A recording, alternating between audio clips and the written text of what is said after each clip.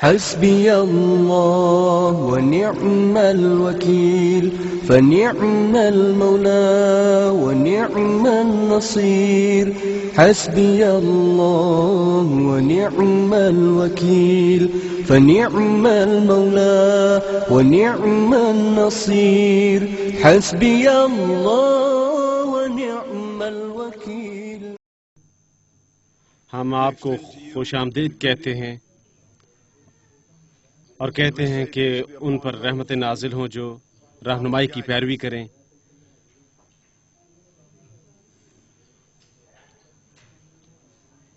میں آغاز کرنا چاہوں گا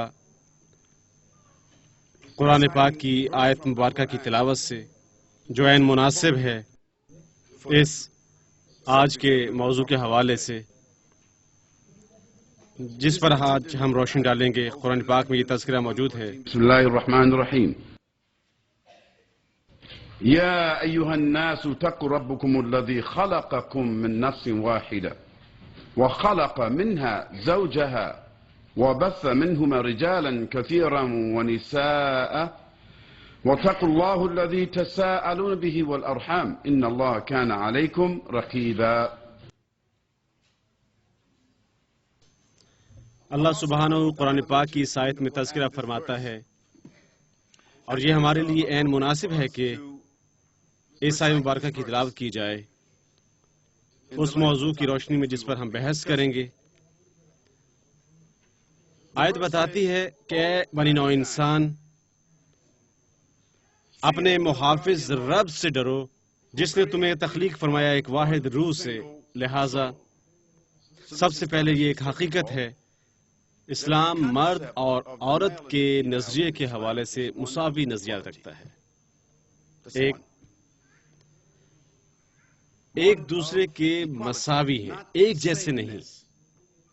یکسانیت سے مراد ہے یکسانیت اپنی حیثیت میں، یکسانیت اپنی نفسیات میں، یکسانیت اپنے سماجی کردار میں، ایک جیسے نہیں، لیکن وہ اللہ کی نظر میں ایک جیسے مساوی ہیں، کیونکہ انہیں تخلیق فرمایا گیا ہے ایک واحد روح سے۔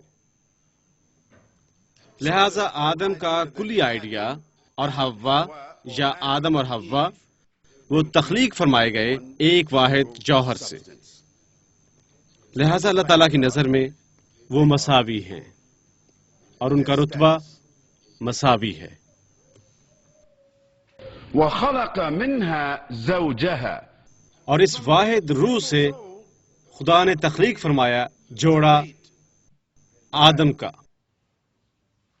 حوا کا، ایو جیسا کہ ہم انگریزی میں کہتے ہیں، وبث منهما رجالا كثيرا ونساء، اور ان سے تخلیق فرمائے، ان سے حاصل کی ایک جانشین نسل بے شمار تعداد میں مردوں اور عورتوں کی۔ لہٰذا آج دنیا میں تقریباً 6 ارب لوگ موجود ہیں۔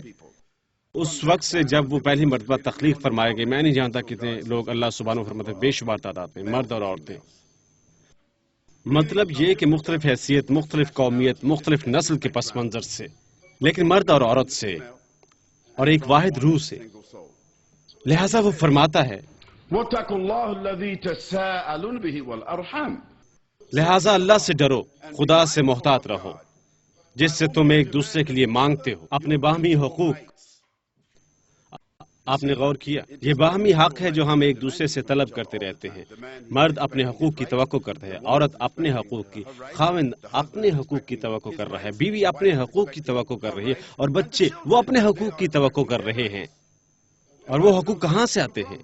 اس ہستی سے جس نے واحد روح کو تخلیق فرمایا۔ لہٰذا اللہ سے ڈرو، خدا سے محتاط رہو جس سے تم مانگتے ہو ایک دوسرے کو شادی کے ذریعے، رشتے ناتوں کے ذریعے اپنے تمام باہمی حقوق۔ تب وہ فرماتا ہے اور محتاط رہو اور رحم مادر کا احترام کرو جو تمہیں زندگی عطا کرتا ہے۔ اب اس نے آیت مبارکہ میں کچھ خصوصی چیزیں شامل کی، کیونکہ آپ نے عورت کو خصوصی احترام اور تصرف دینا ہے اور خدا سے ڈرنا ہے۔ وہ فرماتا ہے میں تعظیم عطا کرتا ہوں رحم مادر کو جس نے تمہیں زندگیاں عطا کی۔ کس کے رحم نے؟ ہماری ماؤں کے، صاف ظاہر ہے، ہماری بہنیں، ہماری بیٹیاں، ہماری بیویاں. لہٰذا اللہ کچھ خاص آیت مبارکہ میں شامل فرماتا ہے، انسان کو بتاتے ہوئے خاص حوالے سے خصوصی حساسیت کرو اور خصوصی پوزیشن عطا کرو رحم مادر کو جو تمہیں زندگی عطا کرتا ہے. لہٰذا اس لیے یہ ایسا ہے کہ ایک دن پیغمبر سے ایک شخص نے پوچھا، اے اللہ کے پیغمبر صلی اللہ علیہ وسلم، میرے والدین میں سے کون زیادہ تعظیم کا حقدار ہے، میری ماں یا میرا باپ؟ اور پیغمبر صلی اللہ علیہ وسلم نے فرمایا تمہاری ماں. اس شخص نے پوچھا اس کے بعد؟ انہوں نے کہا تمہاری ماں. اور تب اس نے پوچھا پھر کون؟ انہوں نے کہا تمہاری ماں. اس نے پوچھا کہ اس کے بعد کون؟ پھر تمہارا باپ. پیغمبر صلی اللہ علیہ وسلم اس شخص سے کہنے کی کوشش فرما رہے تھے تعظیم اور احترام کی بنیاد پر تمہاری ماں، تمہاری ماں، تمہاری ماں. اور ایک جگہ پیغمبر صلی اللہ علیہ وسلم فرماتے ہیں، اگرچہ محدثین کہتے ہیں کہ یہ ایک ضعیف حدیث ہے، فرمایا جنت ماں کے قدموں تلے ہے، اپنی ماں کی خدمت کرو. جنت چاہتے ہو تو ماں کی خدمت کرو. آپ نے نہیں کہا کہ جنت باپ کے قدموں میں ہے، بلکہ فرمایا اپنی ماں کی خدمت کرو. لہٰذا ہم حساسیت کے حامل ہیں جو قرآن نے بذات خود عطا فرمائی ہے. پیغمبر صلی اللہ علیہ وسلم نے بذات خود عورت کو تعظیم اور احترام لازماً دیا. اب اگر اس قسم کے احترام کو نظر انداز کیا جاتا ہے، اگر ایسا احترام یا تعظیم اس کی بےخانی کی گئی مسلمانوں کے حوالے سے دنیا میں کہیں بھی، اس کی وجہ ان کی ثقافتی اخلاقی سوچ سے، اس کا اسلام سے کوئی تعلق نہیں، کیونکہ آخر ہم مسلمان ہیں. وہ محض انسان ہیں، وہ مسلمان ہونے کے دعوے دار ہیں، وہ قرآن پاک کی پیروی کرنے کے دعوے دار ہیں. وہ ایسے لوگ ہیں جو یہ دعویٰ کر رہے ہیں کہ وہ خدا کے قانون سے بغلگیر ہیں، لیکن وہ محض انسان ہیں. اور بہت سی صورت احوال میں کہہ سکتے ہیں کہ آج کل اسلام اور اسلام پر عمل ثقافتی ڈبوں اور بوتلوں میں بند ہو چکا ہے، اور لہٰذا لوگ جب مسلمانوں کو دیکھتے ہیں وہ غیر اسلامی کام کر رہے ہیں، انسدادی، جاہلانہ، اس کی وجہ ان کی ثقافت ہے. اور ہمیں اس ثقافت کو توڑنا چاہیے اور مسلمانوں کو واپس اسلام پر لانا چاہیے. تاہم اس نے کچھ نہیں کرنا جو کچھ قرآن پاک فرماتا ہے. اس نے پیغمبر کی مثالوں کے ساتھ کچھ نہیں کرنا. اور جو آج ہم یہاں بات کرنا چاہتے ہیں یہ نازک مسائل ہیں جن کا تعلق مسلم خواتین کے ساتھ ہے. قرآن کی روشنی اور پیغمبر صلی اللہ علیہ وسلم کا پیغمبرانہ رویہ، ایک بھی نازک مسئلہ جو عورتوں کو درپیش ہے ان کے مختلف مسلم، نسلی، قومی معاشروں میں کہ کوئی چیز مختلف، اور بطور ماہر عمرانیت میں آپ کو بتا سکتا ہوں کہ کوئی چیز بالکل مختلف ہے. اور ہم آج یہاں پر ان سب کا احاطہ کر سکتے ہیں. کیونکہ ہم یہاں موجود ہیں، ہمیں اس کے لیے کئی اجلاس درکار ہوں گے، ہمیں اس کے لیے زیادہ معروضی مقررین کی ضرورت ہوگی، اور ہمیں آپ کو دنیا بھر کے گرد بھی لے جانا ہوگا 27 مختلف مسلم ممالک، یہ دیکھنے کے لیے کہ کیا اسلام ہے اور کیا مسلمان. اور اگر ہم اس مسئلے کو بھی زیر بحث لانا چاہتے ہیں، ہمیں اسے نازک مسئلے پر نہیں چھوڑنا چاہیے. ہمیں دنیا بھر کی خواتین کے نازک مسئلے پر بات کرنی چاہیے. جیسا کہ ہم دیکھتے ہیں ایک عورت کا مرتبہ مغربی معاشروں میں ہم دیکھیں گے کہ اس کے باوجود فنی مظہر کے نام نہاد کے باوجود، جمہوری طریقہ کار، تمام تر دانشوریت کے باوجود، ہم دیکھتے ہیں کہ مغرب میں خواتین کی کردار کشی کی گئی ہے. اس حد تک تاریخ میں کبھی ممکن نہ ہوا تھا. لیکن یہ ایک دوسرا موضوع ہے. عمرانیات کے نقطہ نظر سے ہم ایک اور سیمینار منعقد کر سکتے ہیں، تمام کانفرنس اس مسئلے کے بحث کے لیے. لیکن آج ہم بحث کریں گے نازک مسئلہ جو مسلم خواتین کو درپیش ہے آج اس دنیا میں. اور میں کہوں گا اپنے غیر مسلم مہمانوں سے، اگر آپ سب کریں گے اور اگر آپ کھلے ذہن کے ہوں گے، حتیٰ کہ آپ معروضی ہوں گے، ایک لمحے کے لیے ہم احاطہ کریں گے کچھ مظہر اور مسئلے کا جو حال ہی میں اخبارات میں آیا ہے، اور ہم بحث کریں گے کچھ اسلامی مسلمانوں کے کچھ غلط نظریات، مسلمانوں کے کچھ غلط رویے، مسلمانوں کی کچھ گمراہی مسلم خواتین کے حوالے سے.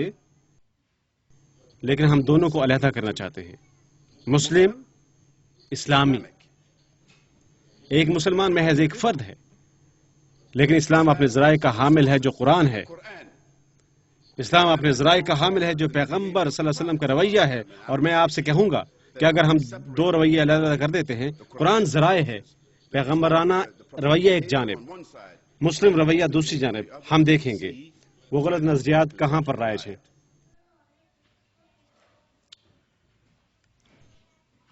اسلام کی بنیادی پوزیشن مرد اور عورت کی تخلیق سے متعلق ہے، وہ ہیں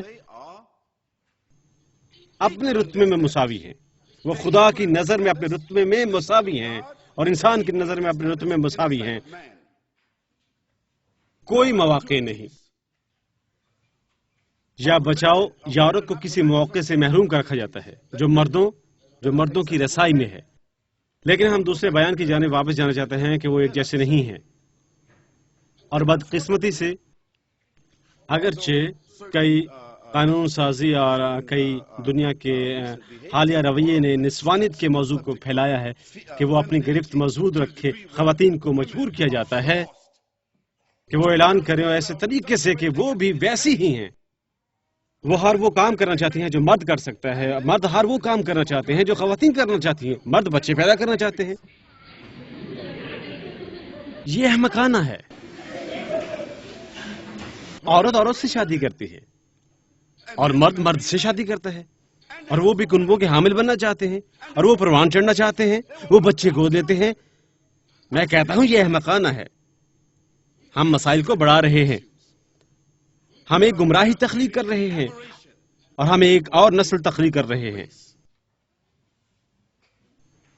اور وہ کوئی نہ کوئی چیز مہیا کریں گی اس سے ہٹ کر جو کچھ خدا کی مرضی ہے، کیونکہ وہ ایک جیسے نہیں ہیں۔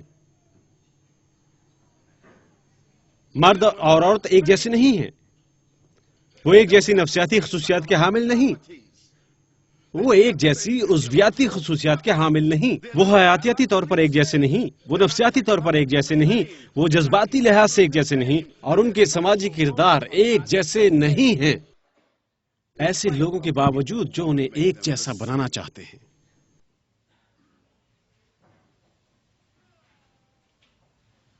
اور اسلام کوئی عذر خواہی نہیں کرتا یہ کہتے ہوئے کہ معاشرے میں مردوں کا اپنا مقام ہے اور معاشرے میں عورتوں کا اپنا مقام ہے، اور وہ مقام مرد کا تعین کردہ نہیں ہے، اور نہ ہی یہ کسی مرد کا تعین کرتا ہے اور نہ ہی کسی عورت کے تعین کرتا ہے۔ یہ تعین کیا ہے قادر مطلق خدا نے جو خالق ہے مرد اور عورت کا۔ بے شک ہم سمجھتے ہیں یہاں وہاں کچھ لوگ ہیں جو کہتے ہیں ہم خدا پر ایمان نہیں رکھتے ہیں، یہ آپ کی ثوابدید پر ہے، آپ جس پر چاہے ایمان لائیں۔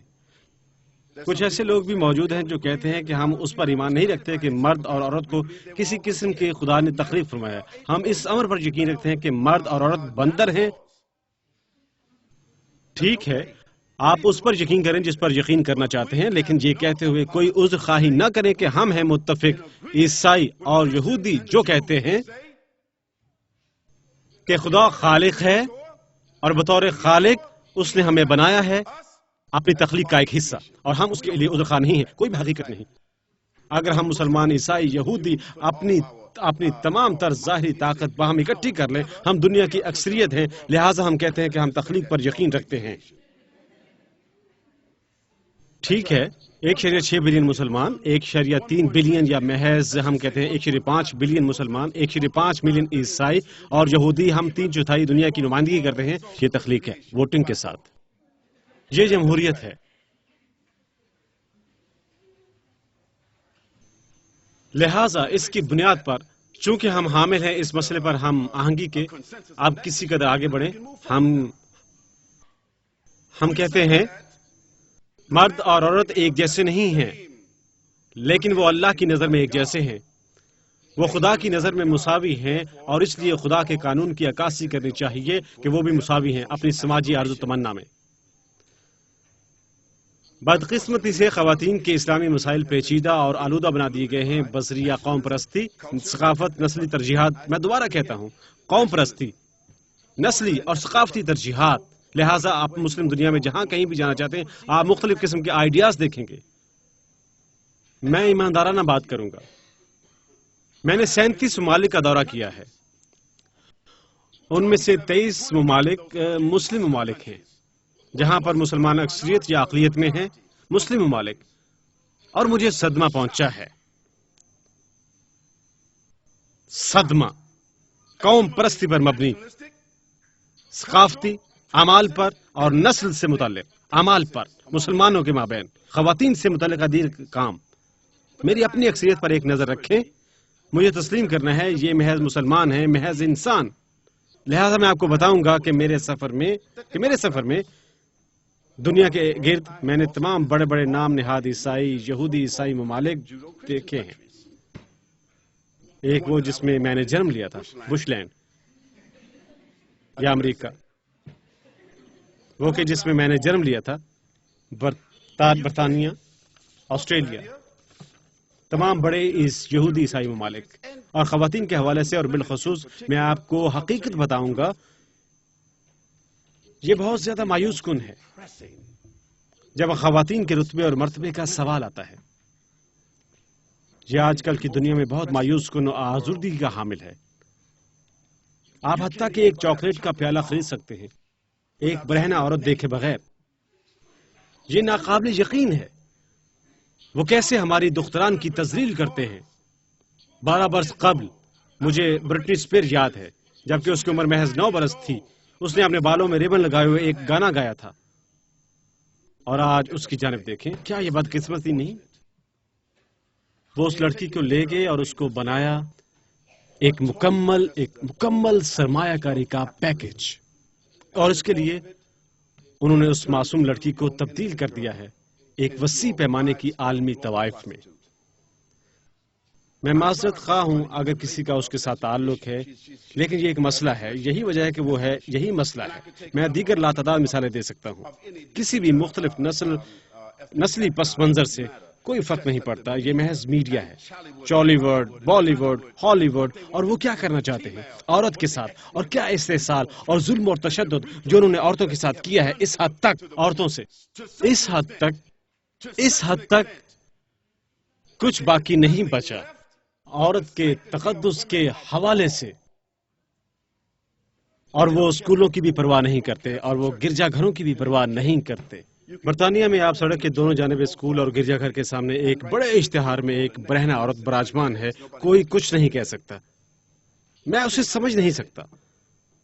دنیا نے کیسے وسعت پائی ہے؟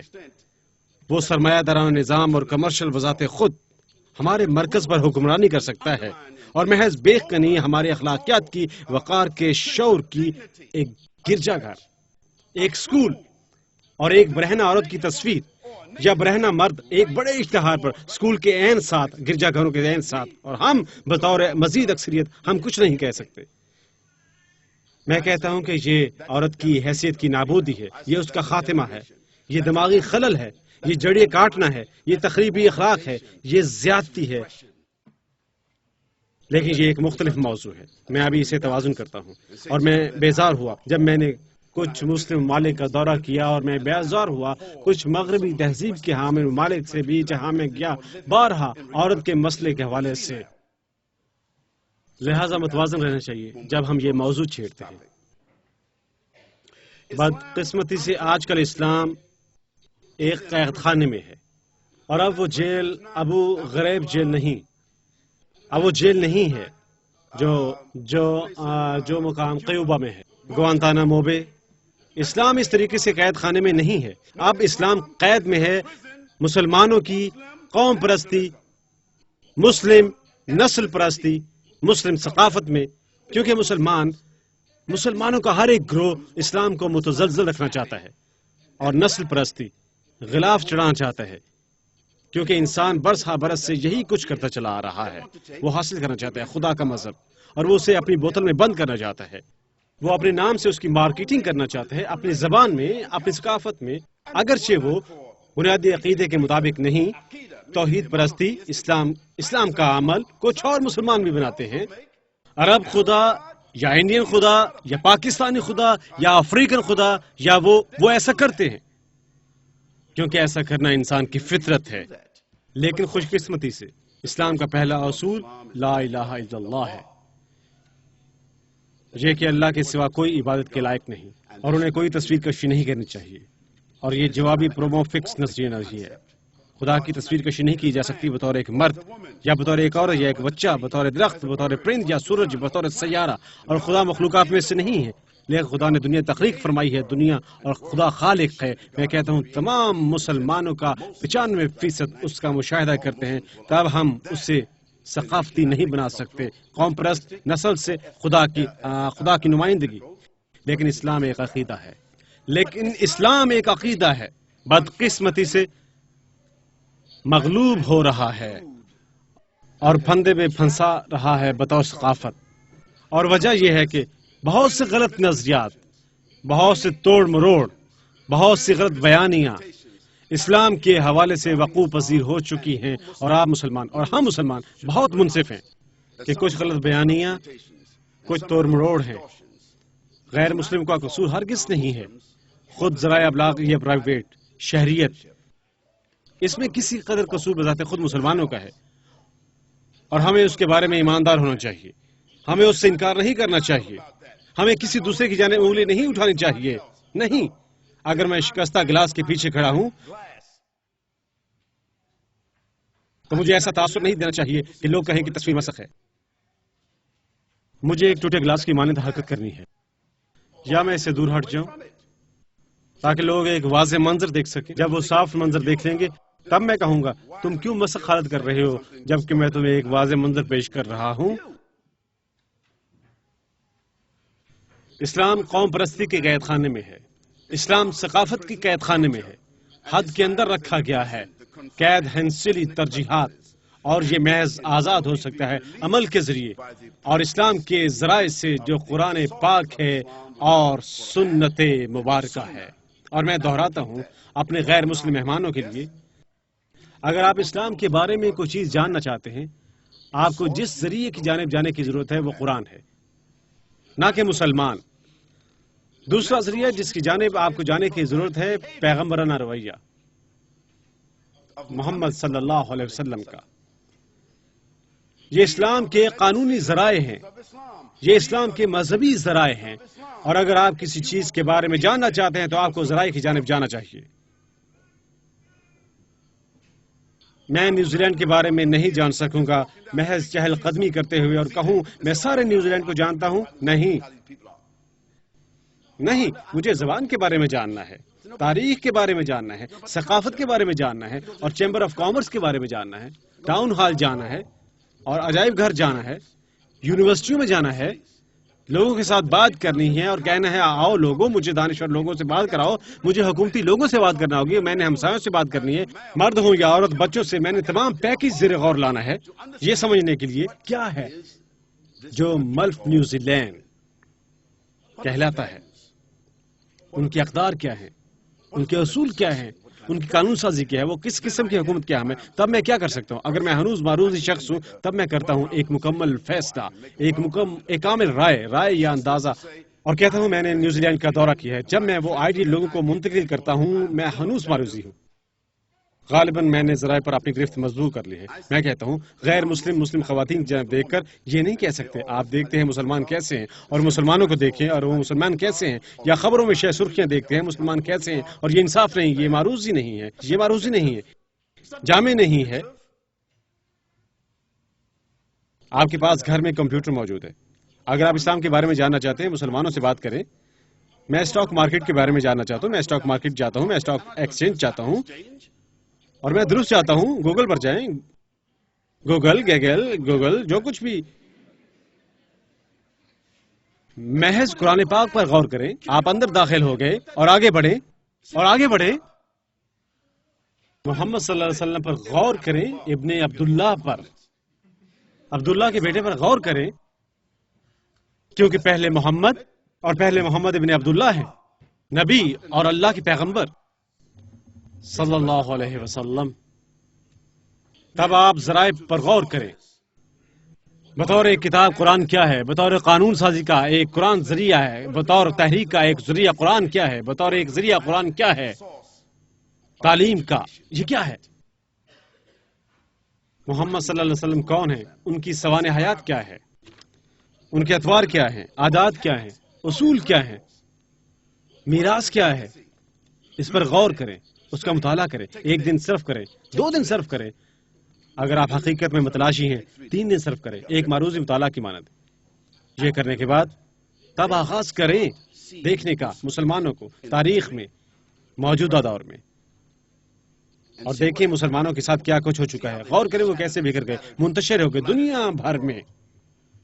اور غور کریں کیوں وہ بذات خود آج کل ابتری کی حالت میں ہیں، اور وہ لوگ جو حالت تغیر میں ہیں، وہ لوگ ابتری کی حالت میں ہیں، وہ بذات خود عکاسی نہیں کر سکتے بطور حقیقی ذرائع ایمان والوں کے. اور یہ عین انصاف ہے.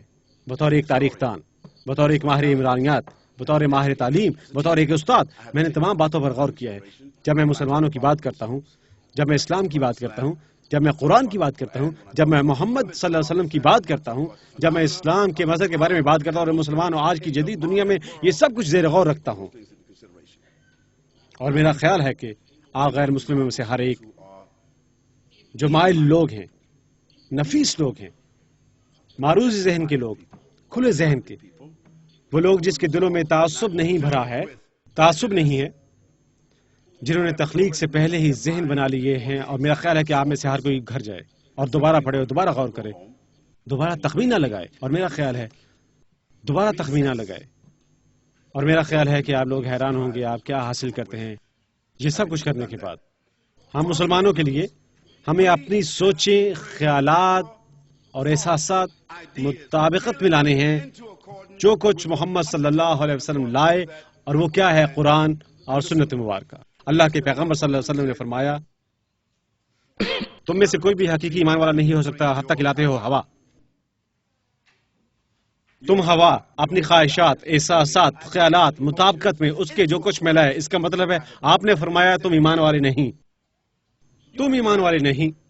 تم کہتے ہو تم ایک مسلمان ہو لیکن تم ایک ایمان والے نہیں ہو، حتیٰ کہ تم بدلتے ہو اپنی خواہشات، اپنے احساسات، اپنے جذبات اپنی مرضی کے مطابق. اس کے مطابق جو کچھ میں لایا ہوں وہ کیا لائے تھے؟ وہ قرآن لائے تھے، وہ سنت لائے تھے، وہ اپنا عربزم نہیں لائے تھے، وہ قرآن اور سنت مبارکہ لائے تھے. قرآن ایک قانون سازی ہے اور سنت مبارکہ وضاحت ہے. لہٰذا ہم مسلمانوں کو اپنی خواہشات بدلنی چاہیے، اپنے احساسات، اپنے جذبات، اپنی آواز کا اتار چڑھاؤ اس مطابقت میں جو وہ لائے، یعنی قرآن اور سنت. ہم مسلمانوں کا رجحان ہے کہ ہم مزاحمتی بن جاتے ہیں. اب ہر وقت کوئی بٹن دباتا ہے ہم فوراً اڑنے لگتے ہیں، ہم مشتعل ہو جاتے ہیں، ہم بدتمیزی پر اتر آتے ہیں. اور جب لوگ ایسا کرتے ہیں، آپ مسلمانوں کے رد عمل کو جان لیتے ہیں، بٹن دبائیں، اس بٹن کو دبائیں. ہم فوراً رد عمل کا مظاہرہ کر رہے ہوتے ہیں. اور وہ لوگ جو رد عمل کا مظاہرہ نہیں کرتے، ذرائع ابلاغ اور خبروں کی وجہ سے وہ بٹن دباتے رہتے ہیں. ٹھیک ہے، ہمیں بٹن نہیں ہونا چاہیے جنہیں دبایا جائے، اور اس کے ساتھ ساتھ ہمیں رد عمل لوگ بھی نہیں ہونا چاہیے. ہمیں اپنے آپ کو جھٹلانا نہیں چاہیے. ہمیں غیر مسلموں کو الزام نہیں ٹھہراتے. ہمیں عیسائیوں اور یہودیوں کو الزام نہیں ٹھہرانا چاہیے. انہیں یہ الزام نہیں دینا کہ ہر کام جو دنیا بھر میں مسلمانوں کے ساتھ ہو رہا ہے، یہ کہتے ہوئے کہ وہ ہمارے مذہب کو بدعنوان بنا رہے ہیں، وہ ہمارے ساتھ یہ کر رہے ہیں، وہ ہمارے ساتھ وہ کر رہے ہیں. نہیں، یہ مسلمانوں کا جھٹلانا ہے. یہ مسلمان ہیں، رد عملی ہو رہے ہیں. پیارے بھائی اور بہنوں، اتنا ہی. خواتین کے نازک مسائل بہت زیادہ ہیں اور آج دوپہر کے واحد اجلاس میں ان کا مناسب احاطہ کرنا ہے مناسب نہیں. غالباً ایک بڑی کانفرنس کی ضرورت درپیش ہوگی جس کا دورانیہ 3 دن ہو سکتا ہے. ہمراہ کئی ورکشاپس اور اجلاس بیان کیے گئے. در حقیقت میرا یہی مطلب ہے. میرا خیال میں جو کام مناسب ہے ہر بڑے ملک میں جہاں مسلمان اقلیت میں ہیں اور جہاں پر اسلام کو غلط طور پر سمجھنے کا رجحان پایا جاتا ہے، میرا خیال ہے ہم اس دوپہر کے اجلاس میں احاطہ نہیں کر سکتے. اس مانند یہاں پر یہ بہت زیادہ گہرائی کا حامل ہے، بہت زیادہ سمتوں کا حامل ہے. ہمیں 3 دن کی کانفرنس کی ضرورت ہے اور ہم بین الاقوامی لوگوں کو مدعو کرتے ہیں، کچھ پیشہ ورانہ افراد، کچھ غیر مسلم افراد باہمی رابطہ کریں اور ان مسائل کو زیر بحث لائیں اور تشریف لائیں بما ایسا بیان جو پیش کیا جا سکے پارلیمنٹ میں، چیمبر آف کامرس میں اور ماہرین تعلیم کے سامنے. اور اس سے واضح ہوگا کہ بطور مسلمان ہم کیا چاہتے ہیں اور قرآن و سنت کا کیا مدعا پیش کیا جا سکتا ہے. اس کے ساتھ ساتھ ملک کے سروکار کا اور اس کے مختلف پہلو انہیں بھی زیر نظر رکھا جائے، بیانات اور قرارداد. لیکن یہ دوپہر کو وقوع پذیر نہیں ہو سکتا، لہٰذا آپ اس کے بارے میں سوچتے ہیں. لوگ اور ذرائع ابلاغ لہذا آپ کے اس بارے میں کیا سوچتے ہیں؟ لوگ اور ذرائع ابلاغ، آپ دانشوروں کے متعلق کیا سوچتے ہیں؟ آپ عام لوگوں کے بارے میں کیا سوچتے ہیں کہ ہم نیوزی لینڈ میں 3 روزہ کانفرنس منعقد کرنی چاہیے؟ ایک 3 روزہ کانفرنس آسٹریلیا میں، 3 روزہ کانفرنس برطانیہ میں، 3 روزہ کانفرنس فرانس میں اور وغیرہ وغیرہ، حتیٰ کہ عالمی کانفرنس مسلم اکابرین کی بشمول خواتین ایک صحت کسی کی قرارداد اور بیان کے ساتھ نمٹنے کے لیے میرا خیال ہے کہ ہم حاصل کر سکتے ہیں ایک مختلف تصویر مسئلے کی. مگر یہ میری تجویز ہے. اس دوپہر میرا کام یہ دیکھنے کی کوشش کرنا ہے اگر میں جسارت کرتا ہوں پانی کے پار تیر سکتا ہوں کچھ مسائل کے حوالے سے. لہٰذا مجھے الزام نہ ٹھہرائیں اگر میں ان میں سے کچھ مسائل کی گہرائی میں اتروں ان میں داخل ہونے کے لیے، کیونکہ میں جانتا ہوں کہ لوگ یہاں جو گہرائی میں جانے کے خواہاں ہیں یہاں پر 2 مسائل کے حوالے سے، لیکن میں ایسا نہیں کرنا چاہتا. میں محض بیان کرنا چاہتا ہوں کیونکہ 8 یا 9 چھوٹے مسائل موجود ہیں. بہتر یہی ہے کہ ان سے سرسری گزر جائیں اور یہ دیکھنے کی کوشش کریں کہ کیا ہم تمام چھوٹی چیزیں چھو سکتے ہیں اور معلومات کا یہ سمندر. ہم غالباً کچھ آسٹریلوی مفکرین کو مدعو کرنا چاہتے ہیں یا کچھ مقامی نیوزی لینڈ کے مفکرین کو یا مقامی بین الاقوامی مرتبے کے حامل مفکرین کو، علم کے طالب علم، اور ہم دیگر بین الاقوامی معروف مفکرین کو بھی مدعو کرنا چاہتے ہیں اور علم کے طالب علم بہنوں کو بھی اس اہم موضوع کا احاطہ کرنے کے لیے، مسلمان اور غیر مسلم. یہ مسائل چاہتے ہیں دونوں خواتین کی ذمہ داریاں اور خواتین کے حقوق. اگرچہ زیادہ تر خواتین اپنے حقوق کے بارے میں بات کرنا پسند کریں گی، میں یہ کہنا چاہوں گا ہمیں ذمہ داریوں اور حقوق کے بارے میں گفتگو کی ضرورت ہے اور یہ منصفانہ کام ہوگا. بدقسمتی سے بہت سی خواتین اپنے حقوق زیر غور لانا چاہتی ہیں، وہ شور مچا کر لاپرواہی کرتی ہیں یا اپنی ذمہ داریوں کو نظر انداز کرتی ہیں. ہمیں یہ محسوس کرنا ہے کہ اسلامی علم، خواہ یہ فقہ ہے یعنی اسلام کا اصول، قانون، تفسیر، قرآن کی وضاحت اور تبصرہ، سیرت مبارکہ، مطلب یہ کہ دستاویزی تصاویر اور پیغمبر کی زندگی کی محافظت پر صلی اللہ علیہ وسلم، خواہ یہ سنت مبارکہ ہے، خواہ یہ حقیقی مستند رائے ہیں اور جو کچھ پیغمبر صلی اللہ علیہ وسلم نے کیا اور کہا اور جس بارے میں خاموشی، خواہ ہم ان میں سے کسی چیز میں جانا چاہتے ہیں، ہمیں یہ بھی محسوس کرنا ہے کہ یہ اسلامی علم رہتا ہے بے مقصد اور خلاصہ ڈھانچے کے بغیر، تدبیر کے بغیر، ایک ادارے کے بغیر حوالے کرنے کے لیے اور ان کی تکمیل کے لیے. لہٰذا اس سے کوئی فرق نہیں پڑے گا کتنے طبی ڈاکٹر، میں یہاں ایک مثال پیش کر رہا ہوں، اس سے کوئی فرق نہیں پڑے گا کتنے ڈاکٹر، پروفیسر یا قانون دان یہاں پر اپنے معاشرے میں رکھتے ہیں، اگر ہسپتال موجود نہ ہوں گے، یونیورسٹیاں، عدالتیں عوام کو حقیقی خدمات پیش کرنے کے لیے، غالباً یہ تمام مسائل سے نمایاں اور نازک ہے کیونکہ ہم بطور مسلمان نظر انداز کر رہے ہیں ایک کمیونٹی کے وجود کی ذمہ داری کو، کیونکہ ہم نے کمیونٹی کو وجود دینے میں کوتاہی کی، جس کی وجہ سے غلط نظریات اور یہ گمراہیاں وہ ایسی ہی رہتی ہیں جیسے کہ وہ ہیں. کیونکہ جس طریقے کے تحت معاشرے میں مسائل کا احاطہ کیا جاتا ہے، جس طریقے سے وہ مسائل ان کا احاطہ کیا جاتا ہے اور حل کیے جاتے ہیں ادارے قائم کرنے سے.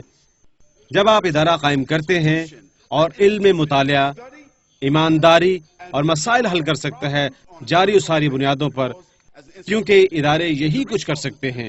لیکن ہم مسلمان رسوم عبادات سے متعلق ہیں، ہم رسوم عبادات پر توجہ کرتے ہیں، ہم اداروں کی تعمیر پر توجہ نہیں کرتے. اس لیے ہمارے عدم استحکام کے بہت سے الزامات ہماری اپنی جانب سے ہیں. بے شک وہ خالد کے تبصرے اور آپ میں سے کچھ مسلمان کہتے ہیں میں متفق نہیں ہوں، یہ عمدہ ہے. میں ایک جمہوری معاشرے میں رہتے ہوئے خوش ہوں.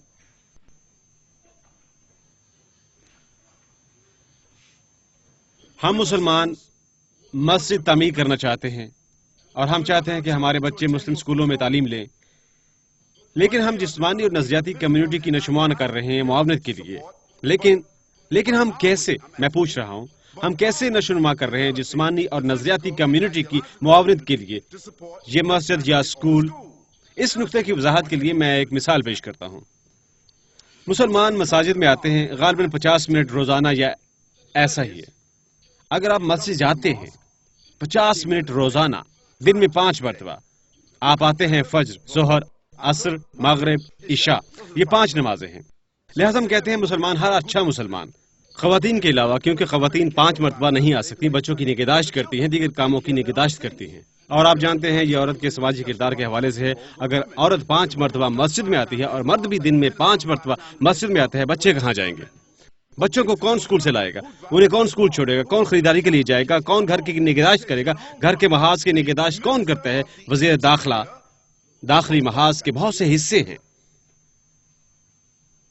اور ہماری خواتین گھر کی وزیر داخلہ ہیں کہ ان کا سیاسی سماجی کردار خدا نے انہیں عطا فرمایا ہے۔ ہر ایک حکومت کا وزیر داخلہ ہوتا ہے، اور ان کا ایک اور وزیر بھی ہوتا ہے جو کہلاتا ہے وزیر خارجہ، خارجہ پالیسی کا آدمی۔ خارجہ پالیسی کا آدمی ہر وقت اندر نہیں رہ سکتا، اور وزیر داخلہ ہر وقت باہر نہیں رہ سکتا، اور ان کے کردار محفوظ ہیں۔ لہذا اگر مرد مسجد جا رہا ہے دن میں 15 منٹ 5 وقت، اور جمعے کو 45 منٹ مسجد میں جاتے ہیں، یہی کچھ ہے۔ تمام مسجد ختم ہے، وہ جا چکے ہیں، یہ تمام ہے۔ 45 منٹ جمعے کو، 15 منٹ دن بھر کے دوران مسجد، اور مسجد کا کردار ختم ہے۔ لہذا مسجد کس کی نمائندگی کرتی ہے؟ باقی تمام وقت کی، کیونکہ دن میں 5 مرتبہ 15 منٹ، وہ کتنے منٹ ہوئے؟ 75 منٹ۔ کیا سے یہ 1 گھنٹہ اور 15 منٹ ہیں۔ 45 منٹ جمعہ کو، یہ تقریباً 2 گھنٹے ہوئے۔ لہذا ہفتے میں 2 گھنٹے مسلمان مسجد میں ہوتے ہیں، اگر وہ اچھے مسلمان ہیں۔ لیکن خدا نے ہمیں 168 گھنٹے دیے ہیں، باقی وقت کیا کریں؟ ہفتے میں 168 گھنٹے مسجد کیا کردار ادا کرتی ہے؟ مسلمانوں، اپنے آپ سے پوچھو، یہ تمہاری ٹاؤن ہال تصور کی جاتی ہے، یہ آپ کی کانوکیشن کی جگہ تصور کی جاتی ہے، وہ جہاں پر آپ اپنے مسائل حل کرتے ہیں، آپ کا اسکول تصور کیا جاتا ہے، آپ کی مجلس تصور کی جاتی ہے، وہ جگہ تصور کی جاتی ہے جہاں پر آپ اپنی خیرات تقسیم کرتے ہیں، یہ تصور کی جاتی ہے جہاں لوگوں کے مسائل، یہ تصور کی جاتی ہے آپ کی مذہبی عدالت۔ ہاں، کیونکہ حتیٰ کہ اس ملک میں اگر مسلمان اٹھ کھڑے ہوتے ہیں، پوچھتے ہیں اور بیان کرتے ہیں، آپ اپنے حقوق حاصل کریں گے اپنی مذہبی عدالت کے حامل ہونے کے، کیونکہ اس ملک میں میرا خیال ہے، لیکن آسٹریلیا میں، برطانیہ اور دیگر مقامات پر اور کینیڈا، یہودی لوگ کیونکہ وہ اٹھ کھڑے ہوئے ہیں اور اپنی وضاحت کی، وہ اپنے مذہبی عدالتوں کے حامل ہیں، لہذا بطور ایک صدر مسلمان کیا کر سکتے ہیں؟ وہ صدر کہتے ہیں یا پیش روی، کیونکہ ہم اس طریقے سے نہیں سوچتے۔ لہذا آپ کو وضاحت کرنے کے لیے 1 مرتبہ 1 مہینے میں 2 مرتبہ مسلمان 2 گھنٹے کے لیکچر کے لیے مسجد آتے ہیں۔ اس ایک کی مانند یہ اخلاص، یہ اچھا ہے کہ مسجد انتظامیہ ان لوگوں کی زندگیوں کو باقاعدہ نہیں کر سکتی، میں بھی نہیں۔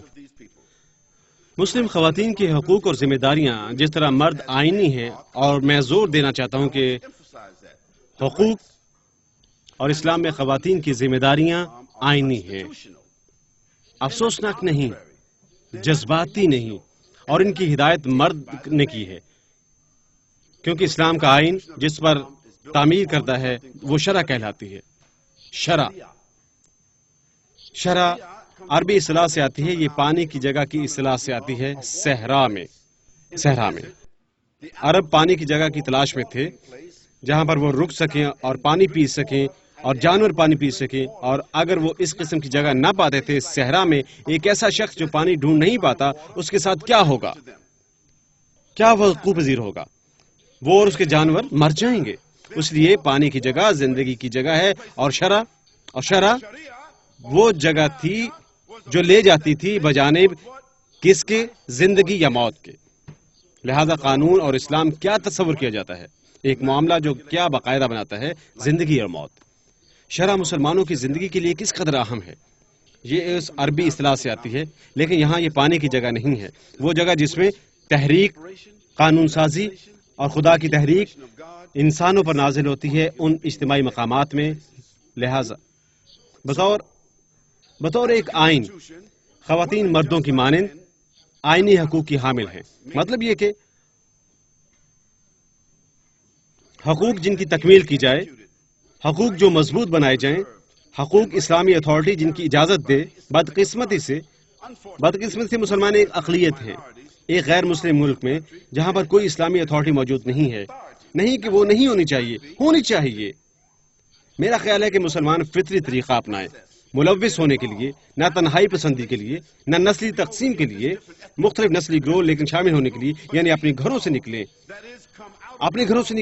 اپنی مساجد سے باہر نکلیں، ملیں اور بات کریں جو لوگ پارلیمنٹ میں ہیں، بیٹھے اور لوگوں سے بات کریں جو حکومت میں ہیں، بیٹھے اور بات کریں لوگوں سے جو چیمبر آف کامرس میں کاروباری لوگوں کے ساتھ بات کریں، ان لوگوں سے بات کریں جو کمیونٹی خدمات میں شامل ہیں، ماہر تعلیم سے بات کریں، لائیں بہترین مسلمان اور ان کے ساتھ بات کریں اور ان کے ساتھ تکمیل کریں اور معاشرے کے ساتھ بناوٹ سے اظہار کریں، اور آپ کے علم میں آئے گا کہ مسلمان اپنے مابین ظاہر کر رہے ہیں ایک کم سے کم اتھارٹی اپنے لوگوں میں۔ میں نے حکمرانی نہیں کہا ہے، میں نے کہا ہے اتھارٹی، اثر و رسوخ، قانون سازی، اثر و رسوخ،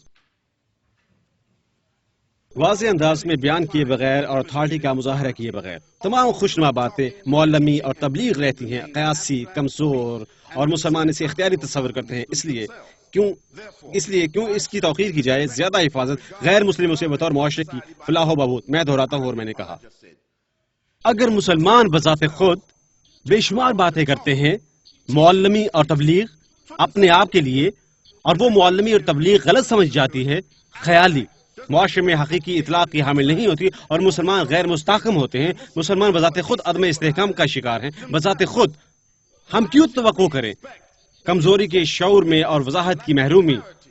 ہم کیوں توقع کرنی چاہیے کہ دوسرے لوگ ہمارا احترام کریں؟ ہم کیوں سوچتے ہیں کہ انہیں ہماری توقیر کرنی چاہیے؟ ہم کیوں سوچتے ہیں کہ وہ ہماری عزت کریں؟ کیوں وہ ہماری عزت کریں؟ توقیر کی جانی چاہیے جبکہ اسے سمجھا بھی نہیں جاتا۔ لہٰذا میں پہلے اپنے آپ پر ایمانداری ڈال رہا ہوں۔ ہم کیوں الزام دھرنے کا آغاز کرتے ہیں؟ میں اپنے اوپر ایمانداری ڈال رہا ہوں۔ اگر میں اپنی پوزیشن چاہتا ہوں، اگر میں اپنا مذہب چاہتا ہوں، اگر میں اپنا عقیدہ چاہتا ہوں، اگر میں اپنا کنبہ چاہتا ہوں، اگر میں اپنے لوگ چاہتا ہوں، اگر میں اپنی اقدار چاہتا ہوں کہ انہیں سمجھا جائے، ان کی توقیر کی جائے، مجھے انہیں پیش کرنا چاہیے پروقار طریقے سے، اور جیسا کہ نیوزی لینڈ میں دیگر لوگ، مجھے لازماً انہیں پیش کرنا چاہیے۔ میں فرد کے اپنے آئینی حقوق کا استعمال کرتا ہوں، اپنے خیالات پیش کرتا ہوں، اپنے اعتقادات مجھے اوپر سے کرنی چاہیے نیچے تک، اپنے ہمسائے کو اور ہمیشہ کانگریس کو، اور میں استعمال کرتا ہوں تمام فطری تدابیر اور وسائل ایسا کرنے کے لیے، کیونکہ یہی طریقہ ہے۔ لوگ کسی ایسی چیز کی توقیر نہیں کرتے جسے تہہ خانے میں رکھ دیا ہو۔ آپ کوئی چیز تہہ خانے میں رکھتے ہیں، آپ پہلے ہی ہمیں وہاں فراموش کر دیتے ہیں، آپ کی توقیر نہیں کی جا سکتی۔ یہ آپ کے تہہ خانے میں ہے، آپ فراموش کر چکے ہیں کہ وہاں پر آپ کوئی چیز کونے میں رکھتے ہیں، آپ جانتے ہیں اور آپ فراموش کر چکے ہیں کہ وہاں پر یہ کوئی گراں قدر چیز ہے، آپ اسے وہاں فراموش کر چکے ہیں، اس پر گرد جم رہی ہے۔ یہ کس کا قصور ہے؟ آپ تہہ خانے میں کھڑا رہنا چاہتے ہیں، آپ بنجر پن میں مقیم رہنا چاہتے ہیں، کھلی فضا میں آئیں اور اس پر بیان کرنے کے لیے تیار ہو جائیں، اور کسی سے مطالبہ نہ کریں کہ انہیں کسی کی توقیر کسی دوسرے سے بڑھ کر کرنی چاہیے۔ ہمیں ایک دوسرے کی عزت کرنے میں فرق نہیں کرنا چاہیے، بلا لحاظ تمام خوبصورت باتوں کے جو کچھ ہم اپنے مذہب کے بارے میں کہتے ہیں۔ نہیں، کسی دوسرے کی مانند اپنا مقصد آگے رکھیں۔ اگر آپ نیوزی لینڈ میں مقیم ہیں، آپ ٹیکس ادا کرتے ہیں، آپ شہری ہیں، آپ کے بچے بھی یہاں ہیں، آپ کا کنبہ بھی یہاں ہے، اور آپ کی سرمایہ کاریاں ہیں نیوزی لینڈ شہر کی بنیاد پر، تب آپ کہتے ہیں اگر آپ اپنی اقدار پر یقین رکھتے ہیں بہتر طریقے سے، ہم درست ہیں۔ اپنی اقدار کی مارکیٹ کے حوالے سے ہر ایک کی مانند ہر کسی کو اپنی اقدار کی مارکیٹنگ کا حق ہے۔ آپ کو شفاف بننا ہے، آپ کو انکشاف کرنا ہے، وہ عمل کا حصہ ہے۔ کچھ نازک مسائل کا، مسلم خواتین کے بہت سے نازک مسائل کے مابین اس کے لیے وضاحت کی ضرورت ہوتی ہے لوگوں کے لیے کہ وہ سمجھیں کہ مسائل کس بارے میں ہیں۔ ہم یہ کہتے ہیں حالیہ خواتین کو زدوکوب کرنے کا مسئلہ ہے۔ ایک منٹ کے لیے ہم اس پر بات کرتے ہیں۔ مجھے یقین ہے لوگوں کا جوڑا جو آج رات یہاں اس مسئلے کے بارے میں سننا چاہتا ہے، لہذا اس پر ایک منٹ بات کرتے ہیں۔ یہ زدوکوب کرنے کا مسئلہ، خواتین کو زدوکوب کرنے کا مسئلہ، اسے واضح کرنے دیں ایک عمدہ طریقے سے۔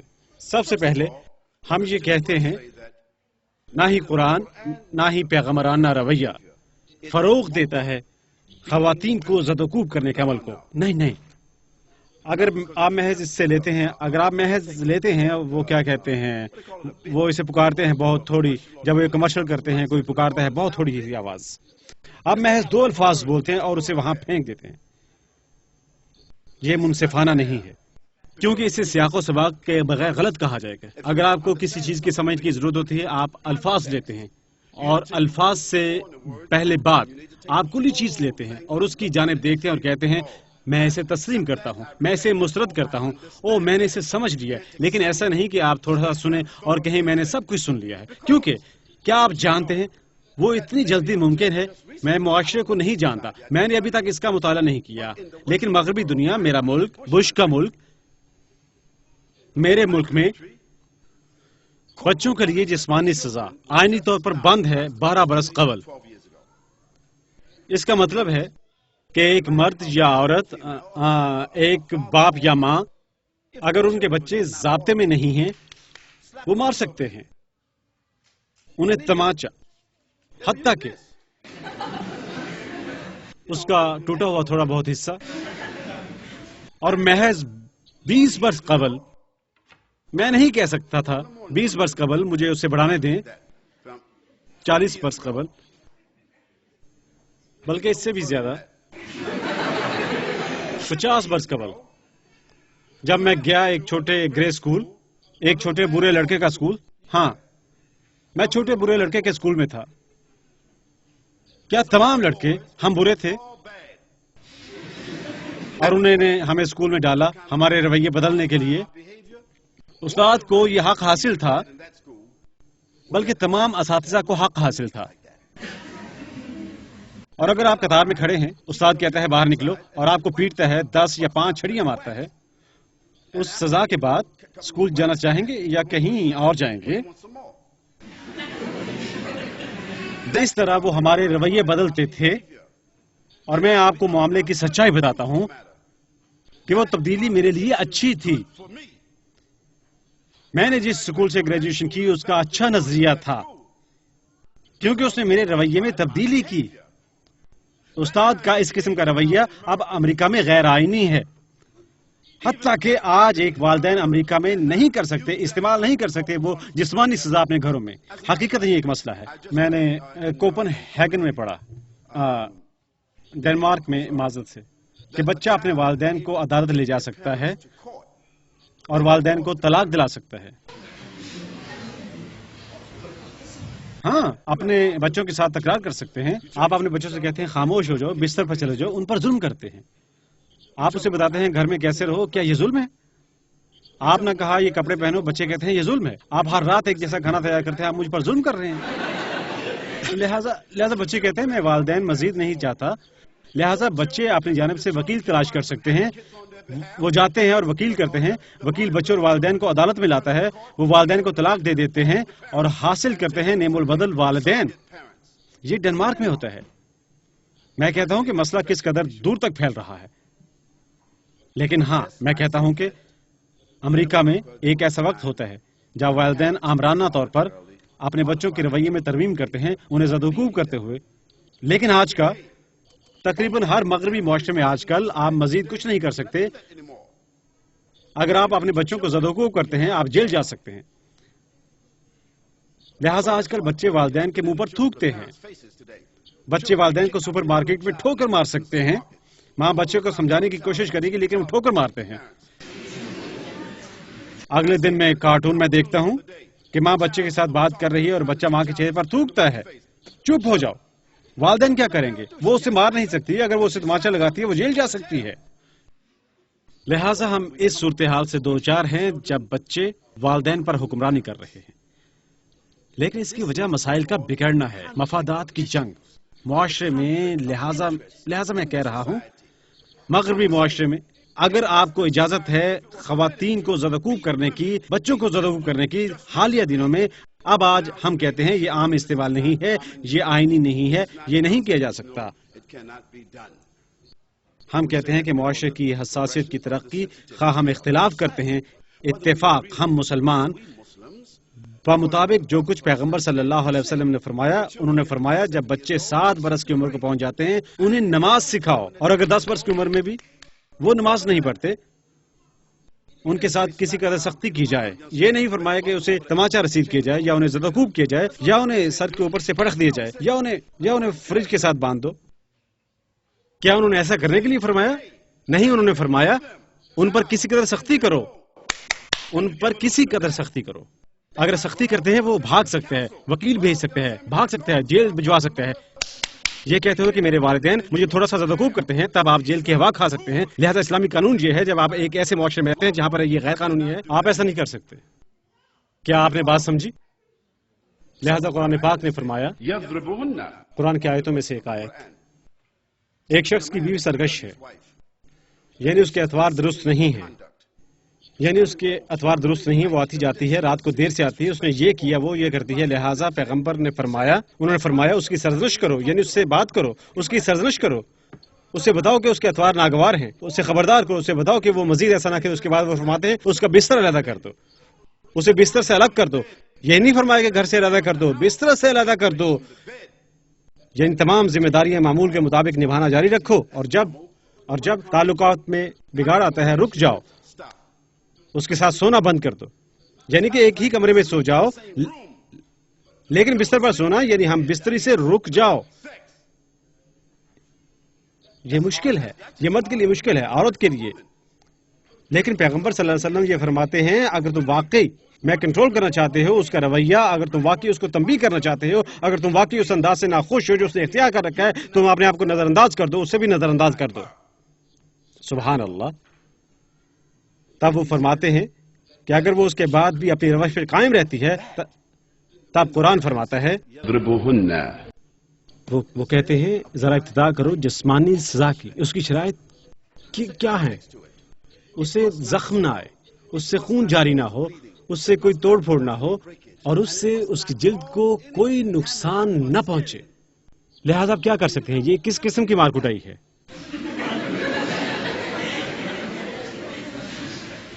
تو یہ اس کے جسم کے حساس حصوں پر نہیں ہونی چاہیے، ٹھیک ہے؟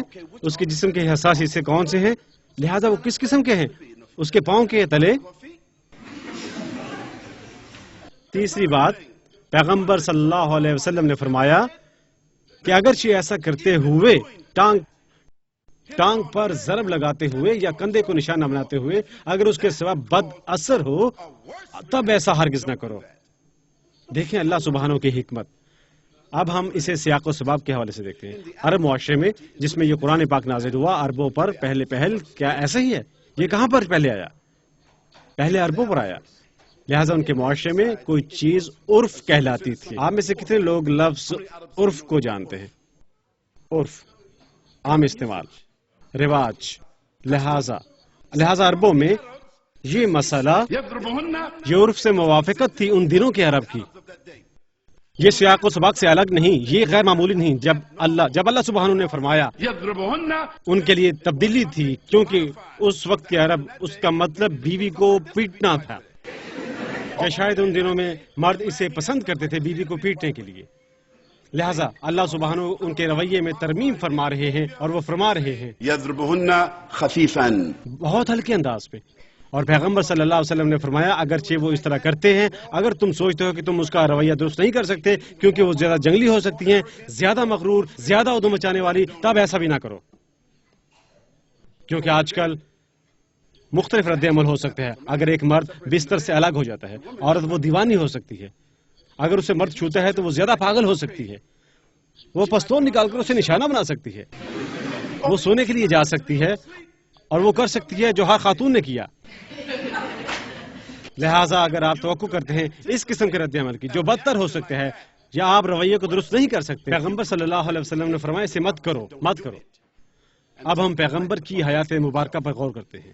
اللہ کے پیغمبر نے اپنی تمام تر زندگی کے دوران انہیں حتیٰ کہ کسی جانور کو بھی نہ مارا تھا، کسی جانور کو بھی۔ یہ سچ ہے، پیغمبر صلی اللہ علیہ وسلم نے کسی جانور کو بھی نہیں مارا تھا۔ ایک شخص جس نے ان کی خدمت کی ساری زندگی، پیغمبر صلی اللہ علیہ وسلم کے صحابی نے ان کی خدمت کی اس وقت سے جب ان کی عمر 11 برس تھی، حتیٰ کہ پیغمبر صلی اللہ علیہ وسلم اس دنیا سے تشریف لے گئے۔ انہوں نے بتایا میں نے پیغمبر صلی اللہ علیہ وسلم کی زندگی بھر خدمت کی، اور انہوں نے کبھی مجھ سے اف تک نہ کی۔ انہوں نے کبھی مجھ سے یہ نہ فرمایا کہ تم نے وہ کام کیوں کیا، تم کیسے آئے، فلاں اور فلاں۔ آپ جانتے ہیں کوئی میری خدمت پر مامور ہے، کیا تم اسے نہیں بتاتے یہ کرو وہ کرو؟ حتیٰ کہ ہم میں سے بہت سے لوگ، پیغمبر صلی اللہ علیہ وسلم انہوں نے کبھی ایسا نہیں فرمایا تم نے فلاں کام کیوں نہ کیا، تمہارے ساتھ کیا مسئلہ ہے۔ اس شخص نے 40 برس سے زائد پیغمبر صلی اللہ علیہ وسلم کی خدمت کی۔ تیسری بات، پیغمبر صلی اللہ علیہ وسلم انہوں نے کبھی بھی ہاتھ نہیں اٹھایا اپنی زوجہ پر ماں سوائے مہربانہ طریقے سے مہربانی اور رحم کا اظہار کرتے ہوئے یا وقار اور شائستگی کے انداز سے. اور پیغمبر صلی اللہ علیہ وسلم کی زندگی میں کبھی کسی بھی زوجہ نے شکایت نہیں کی. پیغمبر صلی اللہ علیہ وسلم کے دور حیات میں کوئی صحابی نہیں آئے, کوئی خواتین صحابی نہیں آئی اور کہا اے پیغمبر صلی اللہ علیہ وسلم آپ کے صحابہ کرام جو ہمارے خاوند ہیں وہ ہمیں زدوکوب کر رہے ہیں, وہ یہ ہیں اور وہ ایسے ہیں. نہیں, ایسا ہرگز نہیں تھا. پیغمبر صلی اللہ علیہ وسلم کے دور میں وہ اسے ناپسند فرماتے تھے. لہذا اگر قرآن عرب کے عرف پر بنیاد کرتا ہوا, اگرچہ قرآن نے یہ فرمایا, پیغمبر صلی اللہ علیہ وسلم انہوں نے یہ کیا کیا؟ وہ خدا کے نافرمان نہ تھے. قرآن نے کچھ چیزیں ہمارے لیے فرمائی ہیں بطور آخری حل, اور ہمیں وہ نہیں کرنی ہے. اللہ تعالیٰ نے قرآن میں فرمایا عورت کے حوالے سے ایک سے زائد شادی وہ فرماتا ہے 2, 3 یا 4. 2, 3, 4. ہاں, اس کے پیچھے حکمت ہے. آپ خواتین کہتی ہیں اس کے پیچھے کوئی حکمت نہیں ہے, لیکن اس کے پیچھے حکمت ہے. ہاں, مختلف مسئلے پر بحث کرتے ہیں, مختلف ماحول, لیکن اس کے پیچھے حکمت ہے. لیکن غور پیغمبر صلی اللہ علیہ وسلم نے ہم سے فرمایا ایک مرد کو 3 یا 4 نہیں, انہوں نے نہیں فرمایا. در حقیقت خدا نے فرمایا. اس نے فرمایا تمہارے لیے ایک ہی بہتر ہے اگر تم محض جانتے ہو. کیا اس نے یہ فرمایا ایک ہی بہتر ہے اگر تم محض جانتے ہو؟ اور ایک اور مقام پر فرمایا, وہ فرماتا ہے تم مرد کبھی بھی عورتوں کے ساتھ منصفانہ نہیں ہو سکتے. غور کریں, خدا حوصلہ شکنی کر رہا ہے. وہ آپ کو بتا رہا ہے ایک ہی بہتر ہے. اگر تم جانتے ہو وہ آپ کو خبردار کر رہا ہے, خیال رہے تم اپنے آپ کو مصیبت میں ڈال رہے ہو. لیکن اس کے لیے جو اس درجہ بندی میں آتے ہیں اور سماجی, سیاسی, نفسیاتی صورت احوال اس قسم کی ہیں جہاں عورتوں کی تعداد مردوں سے زیادہ ہے اور ظاہر تناسب میں مرد موجود نہیں ہیں, ان عورتوں سے شادی کرنے کے لیے تب خدا فرماتا ہے 2, 3 یا 4.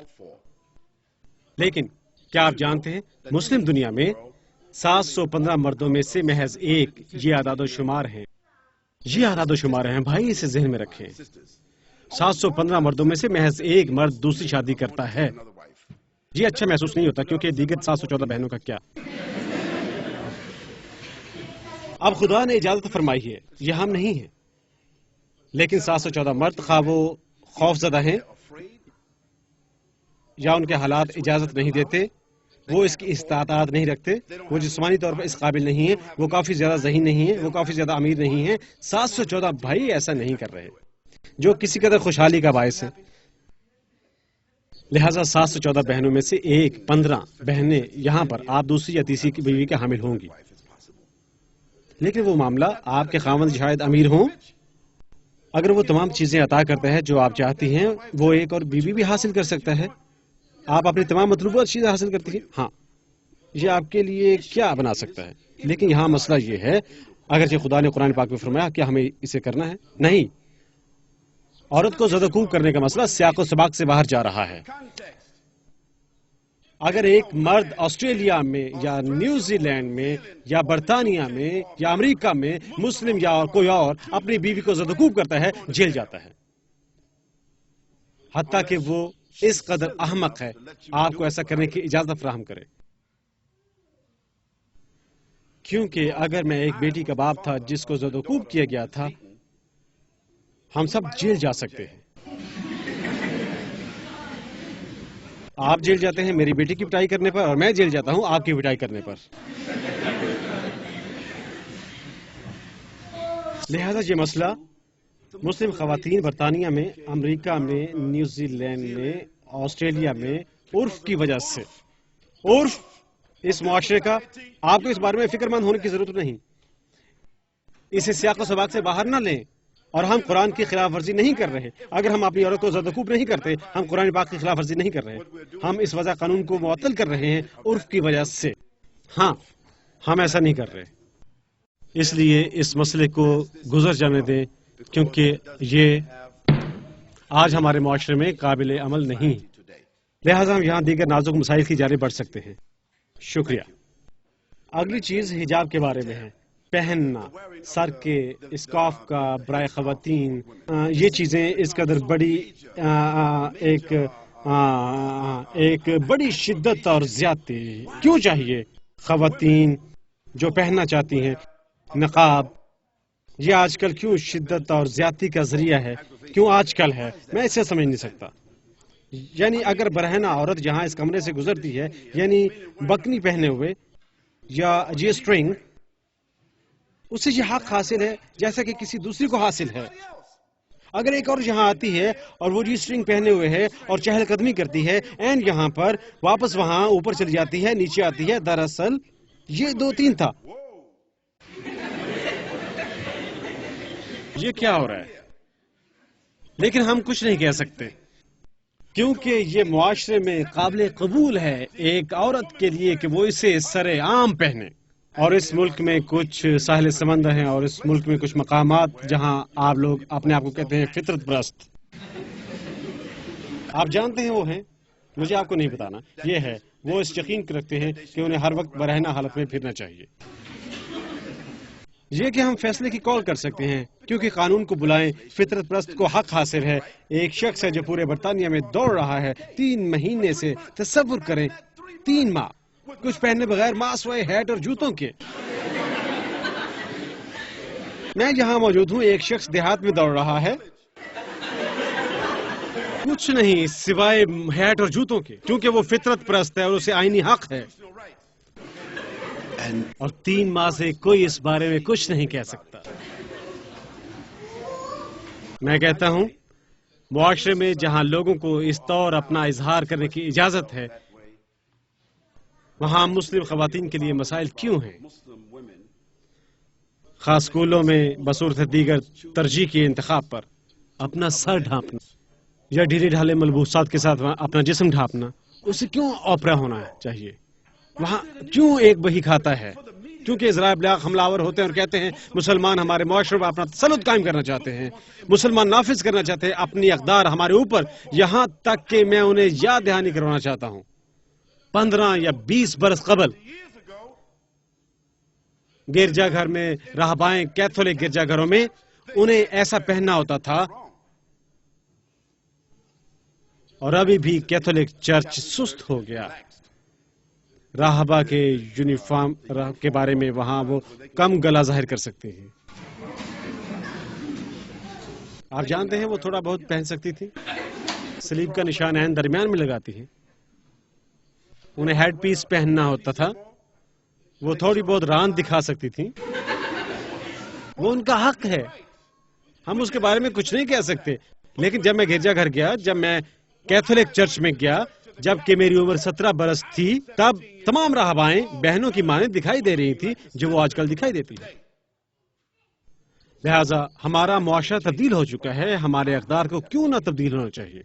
مسلم خواتین جو مکمل اسکارف پہننا چاہتی ہیں اور ڈھیلے ڈھالے ملبوسات پہننا چاہتی ہیں وہ ایسا کر رہی ہیں کیونکہ خدا نے ایسا فرمایا ہے. اس وجہ سے نہیں کہ ان کے خاوند نے ایسا کہا ہے، نہ عربوں نے، انڈونیشین، ملائیشین یا افریقن نے، نہیں، انہوں نے نہیں کیا کیونکہ خدا نے ایسا کہا ہے. لہٰذا اگر ہمارا مذہب جو ویسا ہی ہے جیسا موسیٰ کا، ابراہیم کا اور داؤد کا اور سلیمان کا اور یسوع مسیح کا اور یحییٰ کا، ہمارا وہی مذہب ہے جو ان تمام پیغمبروں کا تھا. اور ہم بنیادی طور پر توحید پرست لوگ ہیں، عیسائی اور یہودی اور مسلمان. ہم اپنے ذرائع ایک ہی جگہ سے لیتے ہیں، انہی ذرائع سے الہامی کتب لیتے ہوئے. اور ہم اپنے مذہب کی تاریخ میں دیکھ سکتے ہیں کہ خواتین یہ لباس پہنتی تھی یکساں طور پر، تب کیوں مخالفت ہے آج ہماری خواتین کے لباس کی؟ کیا چاہتے ہیں کہ ہماری خواتین کیا کریں؟ وہ چاہتے ہیں کہ ہماری خواتین سروں کے سکارف اتار دیں یا جی اسٹرنگ پہنیں. وہ کیا ہوگا؟ اب سب ایک جیسے ہوں گے، یہ درست ہے؟ نہیں، ہم کہتے ہیں یہ درست نہیں ہے. اور بطور مسلم ہم کہتے ہیں ہمیں محفوظ رہنے کا حق حاصل ہے، نفیس نظر آنے کا اور پروقار ملبوسات اور جسم کو ڈھانپنا اور ظاہری شکل و صورت.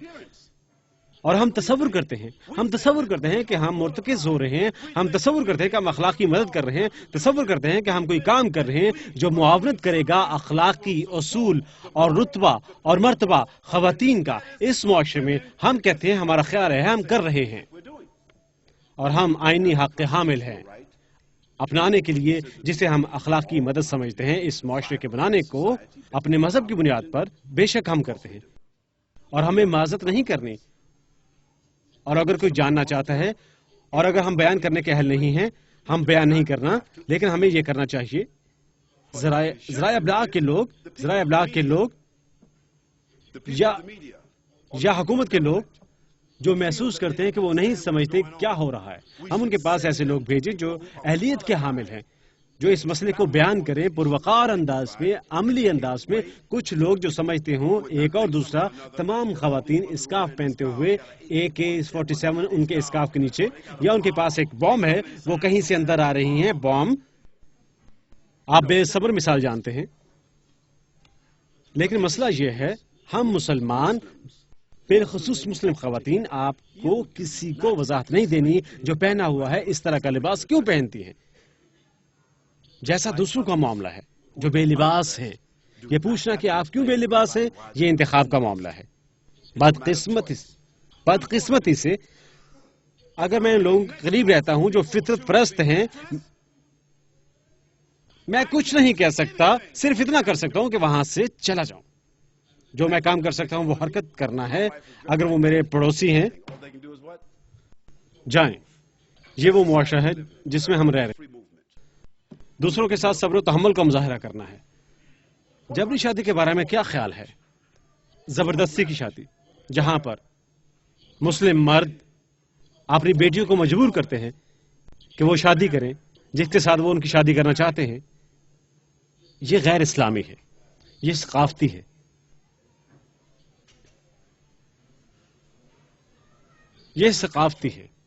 یہ غیر اسلامی ہے. اسلام میں ایسا کچھ نہیں ہے جو جبری شادی کہلاتا ہے. جو لوگ یہ کچھ کر رہے ہیں وہ اسے اپنے قبائل کی بنیاد پر کر رہے ہیں. نسلی، ثقافتی رواج. باپ کیسے اپنی بیٹیوں کو مجبور کر سکتا ہے کہ کسی کے ساتھ شادی کریں؟ اور مسئلہ وہ نوجوان ہے، لیکن چونکہ وہ اس کا کزن ہے یا بیٹا ہے اس کے بھائی کا، یا وہ اس کا کنبہ ہے، یا وہ نوجوان بنگلہ دیشی ہے، اسے بنگلہ دیش لے جائے گا اور اسے شادی کے لیے مجبور کیا جاتا ہے. شادی کرنے کے بعد اسے گاڑی دو، وہ واپس آ سکتے ہیں. جی ہاں، وہ واپس آ سکتے ہیں. نہیں، یہ ظلم ہے، زیادتی ہے، یہ غیر اسلامی ہے، یہ غیر آئینی ہے، یہ حقیقی معاملہ ہے. میرا خیال ہے کہ نیوزی لینڈ میں بھی یہ قانون کے خلاف ہے، امریکہ میں یہ خلاف قانون ہے، میرا خیال ہے برطانیہ میں یہ خلاف قانون ہے، اور اسے خلاف قانون ہونا بھی چاہیے، کیونکہ کسی کو اگر ایسا کرنے کا حق حاصل نہیں ہے. تاہم اگر ایک باپ اس کی بیٹی جس کی عمر 16 برس ہے اور وہ تصور کرتا ہے کہ وہ کسی قدر فعال ہے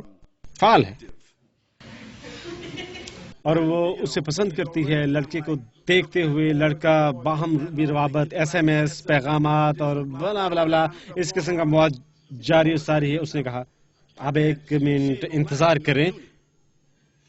وہ آخر پر نہیں قبل اس کے کہ وہ یونی بھرتی، کچھ فرضی قصہ جاری و ساری ہو سکتا ہے.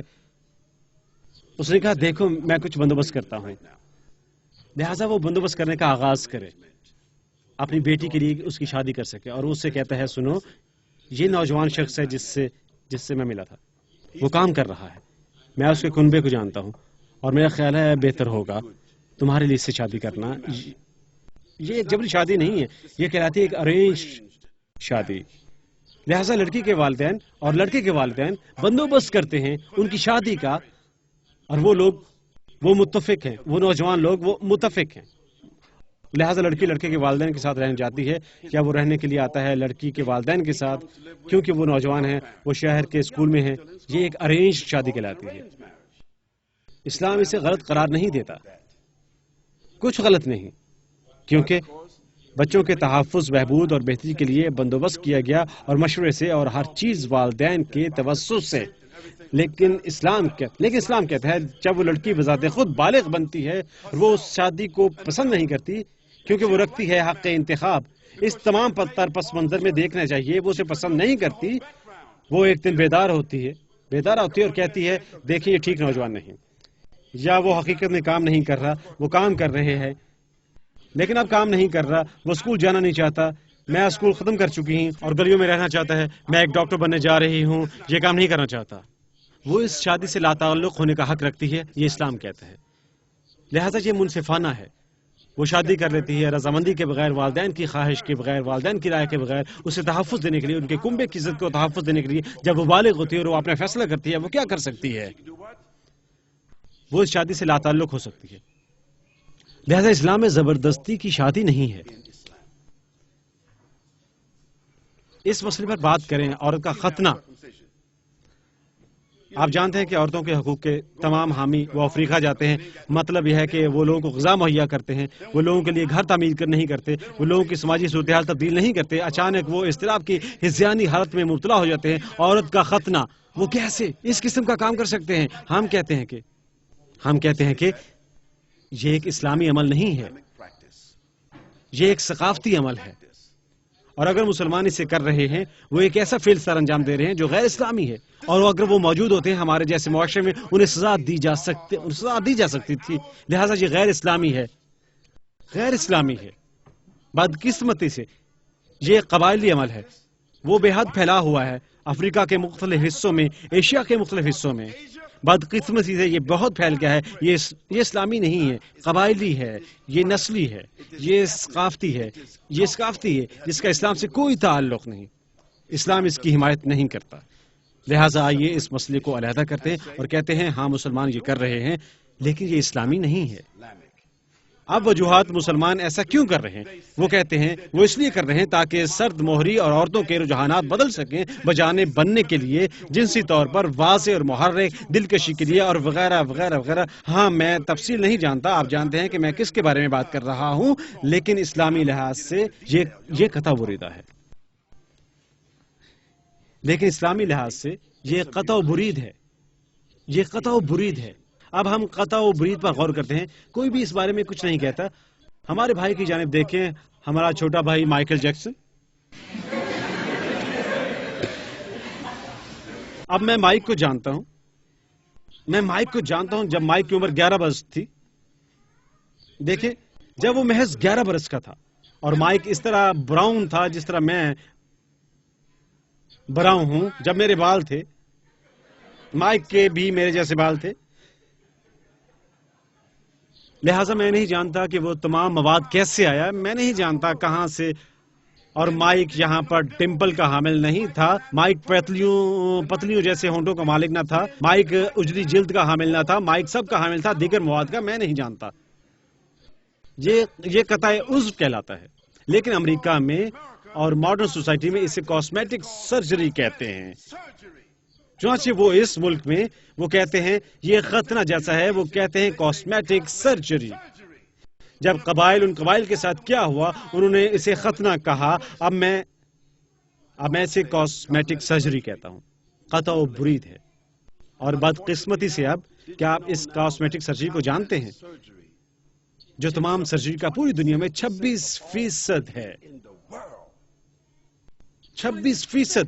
اس کا مطلب ہے 4 میں سے 1 دنیا میں سرجری کا طریقہ کار کیے جاتے ہیں برائے کاسمیٹک تعمیر نو کے لیے، اور انجینئر سے زیادہ رقم حاصل کر سکتے ہیں تعمیر نو کے لیے اور لوگوں کی زندگی تباہ کرنے کے لیے. لہٰذا میں اسے سیاق و سباق کے مطابق کہتا ہوں یہ ہنوز غیر اسلامی ہے، قطع نظر اس کے کہ لوگ کیسے اسے بجا ثابت کرنے کی کوشش کرتے ہیں. چنانچہ مسلمان کر رہے ہیں لیکن اس کا اسلام سے کوئی لینا دینا نہیں ہے. اب عورتوں سے کام کے متعلق، عورتوں کو کام کرنے کا حق حاصل ہے. کسی بھی میدان میں وہ کام کرنا چاہتی ہیں. مسلم خواتین وہ ڈاکٹر بنے، قانون دان بنے، انجینئرز بنے، دندان ساز بنے، معلم بنے، انجینئرز بنے. اور اگر ایک مسلم خاتون وہ جنگی بوٹ پہننا چاہتی ہے اور وہ سب کچھ AK-10 وہ عراق جاتی ہے، وہ جنگ کرنا چاہتی ہے، ٹینک، خندقیں اور وہ سب کچھ وہ مردوں کے ساتھ جنگ کرنا چاہتی ہے، وہ کراٹے چاہتی ہے، وہ مارکا آرائی چاہتی ہے، وہ GI-2 بننا چاہتی ہے. اگر وہ حقیقت میں یہ سب کچھ کرنا چاہتی ہے، اسلام اسے یہ سب کچھ کرنے سے نہیں روکتا، لیکن اسلام کی حوصلہ شکنی کرتا ہے. کیونکہ اسلام کہتا ہے دیکھو بہن، اب تم فولاد بن چکی ہو، تم کراٹے کر سکتی ہو اور وہ سب، تم ہر قسم کے رویے اپنا سکتی ہو اور سپلیمنٹ اپنے جسم کی تعمیر کے لیے تم جانتی ہو کہ تم ہارمونز کو دبا رہی ہوگی. تم اپنا سر کاٹ سکتی ہو اور اس کی شیپ بنا سکتی ہو، بوٹ پہن سکتی ہو، ہر کام. لیکن میں تمہیں بتاتا ہوں جب تم مارکا آرائی کے لیے جاتی ہو ایک بھائی کے ساتھ جو محض تمہاری آنکھوں میں آنکھیں ڈالتا ہے، تم مارکا آرائی سطح کو سہارا نہیں دے سکو گی ایک مرد کی مانند. کوئی بہن سوچتی ہے کہ وہ کر سکتی ہے، تب تم جاؤ اور جنگ کرو. لیکن تاریخ کہتی ہے کوئی ملک اس قدر احمق نہ تھا کہ خواتین کا لشکر روانہ کرتا مردوں کے لشکر کے مقابلے کے لیے۔ میں آپ سے پوچھتا ہوں، کیا یہاں پر کوئی موجود ہے کہ کوئی کسی ایسے ملک کو جانتا ہے جس نے 2000 خواتین پر مشتمل لشکر روانہ کیا، 2000 مردوں کے لشکر کے خلاف، سب کو ایک جیسے ہتھیار دے کر؟ کیا ایسا دنیا کی تاریخ میں کبھی نہیں؟ کیونکہ ہم سمجھتے ہیں کہ بنیادی طور پر اگرچہ خواتین کر سکتی ہیں جو جنگی مدد کہلاتی ہے، وہ کچھ مارکا آرائی میں معاونت کہلاتی ہے، خواتین میدان جنگ میں موجود ہو سکتی ہیں، خواتین فوجی لباس میں ملبوس ہو سکتی ہیں، وہ برسر پیکار ہو سکتی ہیں، لیکن وہ برداشت نہیں کر سکتی وقت گزرنے کے ساتھ ساتھ جنگ کی وہ شدت جسے مرد برداشت کر سکتے ہیں۔ اس کی وجہ یہ ہے کہ کیونکہ مرد ویسے نہیں ہیں جیسی خواتین ہیں، اور خواتین مردوں جیسی نہیں ہیں۔ اب دوسری جانب یہ دریافت ہو چکا ہے، جب جنگی معاونت کا معاملہ سامنے آتا ہے، اس کا مطلب ہے منظم فوج، تربیتی فرائض کی انجام دہی، بالآخر یہاں پر ٹینک موجود ہوتے ہیں اور اس قسم کا تمام مواد۔ خواتین مارکا آرائی کی بہتر معاونت کر سکتی ہیں بنسبت مردوں کے۔ اور آپ جانتے ہیں میرے علم میں کیا آیا؟ بطور معلم میں آپ کو ایک چیز بتانا چاہتا ہوں جو میں نے دریافت کی۔ میں نے اپنی کلاس میں دریافت کیا، ہائی اسکول کلاس میں، جب میں نے اپنی طالبات کو دی ایک اسائنمنٹ کرنے کے لیے، جب میں نے اپنی طالبات کو کہا ہوم ورک لانے کے لیے، جب میں نے انہیں کلاس ورک کرنے کے لیے دیا، جب میں نے اس قسم کی اسائنمنٹ دی، آپ جانتے ہیں کہ کلاس میں موجود نوجوان، انہوں نے ہمیشہ لڑکوں سے بڑھ کر کارکردگی کا مظاہرہ کیا۔ لڑکیاں واپس آئیں، ان کی اسائنمنٹ ٹائپ شدہ تھی۔ وہ واپس آئیں، ان کی اسائنمنٹ ٹائپ شدہ تھی، ان کی اسائنمنٹ صاف ستھری تھی، ان کی اسائنمنٹ مکمل تھی، ان کی اسائنمنٹ پرکشش تھی، انہوں نے اسے نچلی سلائیڈوں میں رکھا تھا، فولڈرز میں۔ لڑکے، انہوں نے ہمیشہ عدم توجہ کا مظاہرہ کیا، لڑکوں نے کبھی تحقیق نہیں کی۔ لڑکے ہمیشہ تاخیر سے آتے ہیں، لڑکے ہمیشہ بہانے بازی کرتے ہیں، لڑکے ہمیشہ کلاس میں اچھلتے کودتے اور ایک دوسرے کو دھکیلتے رہتے ہیں۔ لہٰذا ہم کہتے ہیں کہ دانشورانہ حوالے سے، اور میں یہ آپ سے کہتا ہوں کہ یہ میری سمجھ بوجھ ہے تاریخی تحقیق سے، کہ بہت سی صورتحال میں اکثر اوقات خواتین دانشورانہ حوالے سے مردوں سے بڑھ کر کارکردگی کا مظاہرہ کرنے کے اہل ہیں۔ آپ کا بہت شکریہ، لیکن اس کا مطلب یہ ہرگز نہیں کہ وہ مساوی نہیں ہیں اپنی رسائی میں۔ لہذا اسلام میں خواتین کام کر سکتی ہیں کسی بھی میدان میں جس میں وہ کام کرنا چاہتی ہیں۔ حوصلہ کیسے ان کی حوصلہ شکنی کرتا ہے، کام سے جو سمجھوتا کر سکتا ہے، ان کی اخلاقیات انہیں خطرے میں ڈال سکتا ہے۔ اخلاقی نقطۂ نظر سے کام کی نوعیت عین ممکن ہے کہ ایسی صورت ہو جب وہ گھر واپس آ رہی ہیں رات کو تاخیر کے ساتھ، ایک ایسی صورتحال جہاں وہ شکار بن سکتی ہیں، صورتحال جہاں پر خواتین بذات خود کام کر رہی ہیں مردوں کے ساتھ، ایسی جگہ جہاں اس کی شادی ہوئی اور خلوت میں ہے، یعنی مرد کے ساتھ خلوت میں ہیں، کسی قسم کی آزردگی کا باعث بن سکتا ہے۔ اس کی عزت اور نیک نامی کے حوالے سے اسلام اس کی حوصلہ شکنی کرتا ہے۔ لیکن جیسا کہ خواتین کام کرنے کی اہل ہیں، وہ اپنا کاروبار کر سکتی ہیں، کوئی پیشے کو منتخب کر سکتی ہیں، اسکول جا سکتی ہیں، تعلیم تک آزادانہ رسائی کی حامل ہیں۔ اسلام ان پر کوئی پابندی عائد نہیں کرتا۔ اسلام محض کیا کرتا ہے؟ اسلام اسے تناسب میں رکھتا ہے، انہیں تحفظ ادا کرنے کے لیے، ان کی حفاظت کے لیے، ان کا مفاد بطور ماں، بطور دختران، بطور ہمشیرگان اور بطور ازواج۔ ایک سے زائد شادی کے مسئلے پر ہم نے تھوڑی بہت بات کی ہے۔ سماجی نمائندگی کا مسئلہ، خواتین کی لازماً ہونی چاہیے معاشرے میں نمائندگی، جیسے کہ وہ ہیں بطور انسان، انہیں حق حاصل ہے۔ اگر ایک کانگریس موجود ہے، عورت کو اہل ہونا چاہیے کہ کانگریس میں خدمات سر انجام دے سکے۔ اگر سینٹ میں موجود ہے، انہیں سینٹ میں خدمات سر انجام دینے کا اہل ہونا چاہیے۔ اگر بورڈ آف ٹرسٹی موجود ہے اور کارپوریشن، انہیں اس کی نمائندگی کا اہل ہونا چاہیے۔ مسجد میں اس مسئلے میں واضح رہے، مسجد میں اگر اسمبلی نام کی کوئی چیز ہے، یا اسمبلی ایک جماعت مسلمانوں کی نمائندگی، بہنیں مسجد میں نمائندگی قابل ہیں۔ میں یہ نہیں کہتا کہ عورت امام بننے کی اہل ہے، میں یہ نہیں کہتا کہ عورت امام بننے کی اہل ہے، کیونکہ اسلامی طور پر خواتین امام نہیں بن سکتی۔ کن وجوہات کی بنا پر؟ کن وجوہات کی بنا پر اسلام نے ان کا جواز پیش کیا ہے؟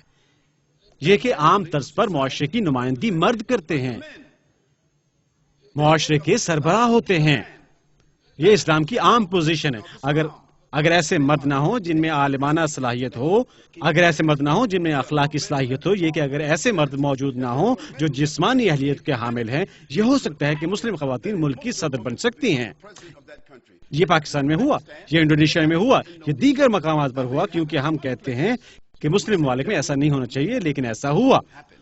لیکن ہم مجالس کے بارے میں بات کرتے ہیں مجالس، مسلمانوں کے اجتماعات، کیا ایک مسلم خاتون مجلس میں شامل ہو سکتی ہے؟ بے شک وہ ہو سکتی ہے۔ کون کہتا ہے کہ وہ نہیں ہو سکتی؟ کس نے کہا کہ مسلم خواتین بیٹھ نہیں سکتی؟ وہ عورت کے مفاد کی نمائندگی کر سکتی ہیں، وہ بچوں کے مسائل کی نمائندگی کر سکتی ہیں، اپنے آپ کی نمائندگی کر سکتی ہیں۔ انہیں یہ کہنے کا حق حاصل ہے کہ کسے ایک امام ہونا چاہیے یا کیسے امیر ہونا چاہیے۔ خواتین یہ کر سکتی ہیں۔ پیغمبر صلی اللہ علیہ وسلم نے یہ نہیں فرمایا کہ صحابہ اکرام ابوبکر، عمر بن خطاب، عثمان بن عفان، علی بن ابی طالب، انہوں نے نہیں فرمایا کہ نہیں، ہم نہیں کہتے کہ مسلم خاتون کو ایسی جگہ بیٹھنا چاہیے کمرے میں موجود کچھ مردوں کے ساتھ، ہم یہ نہیں کہتے، لیکن ہم کہتے ہیں کون نمائندہ ہے، کون نمائندہ ہے؟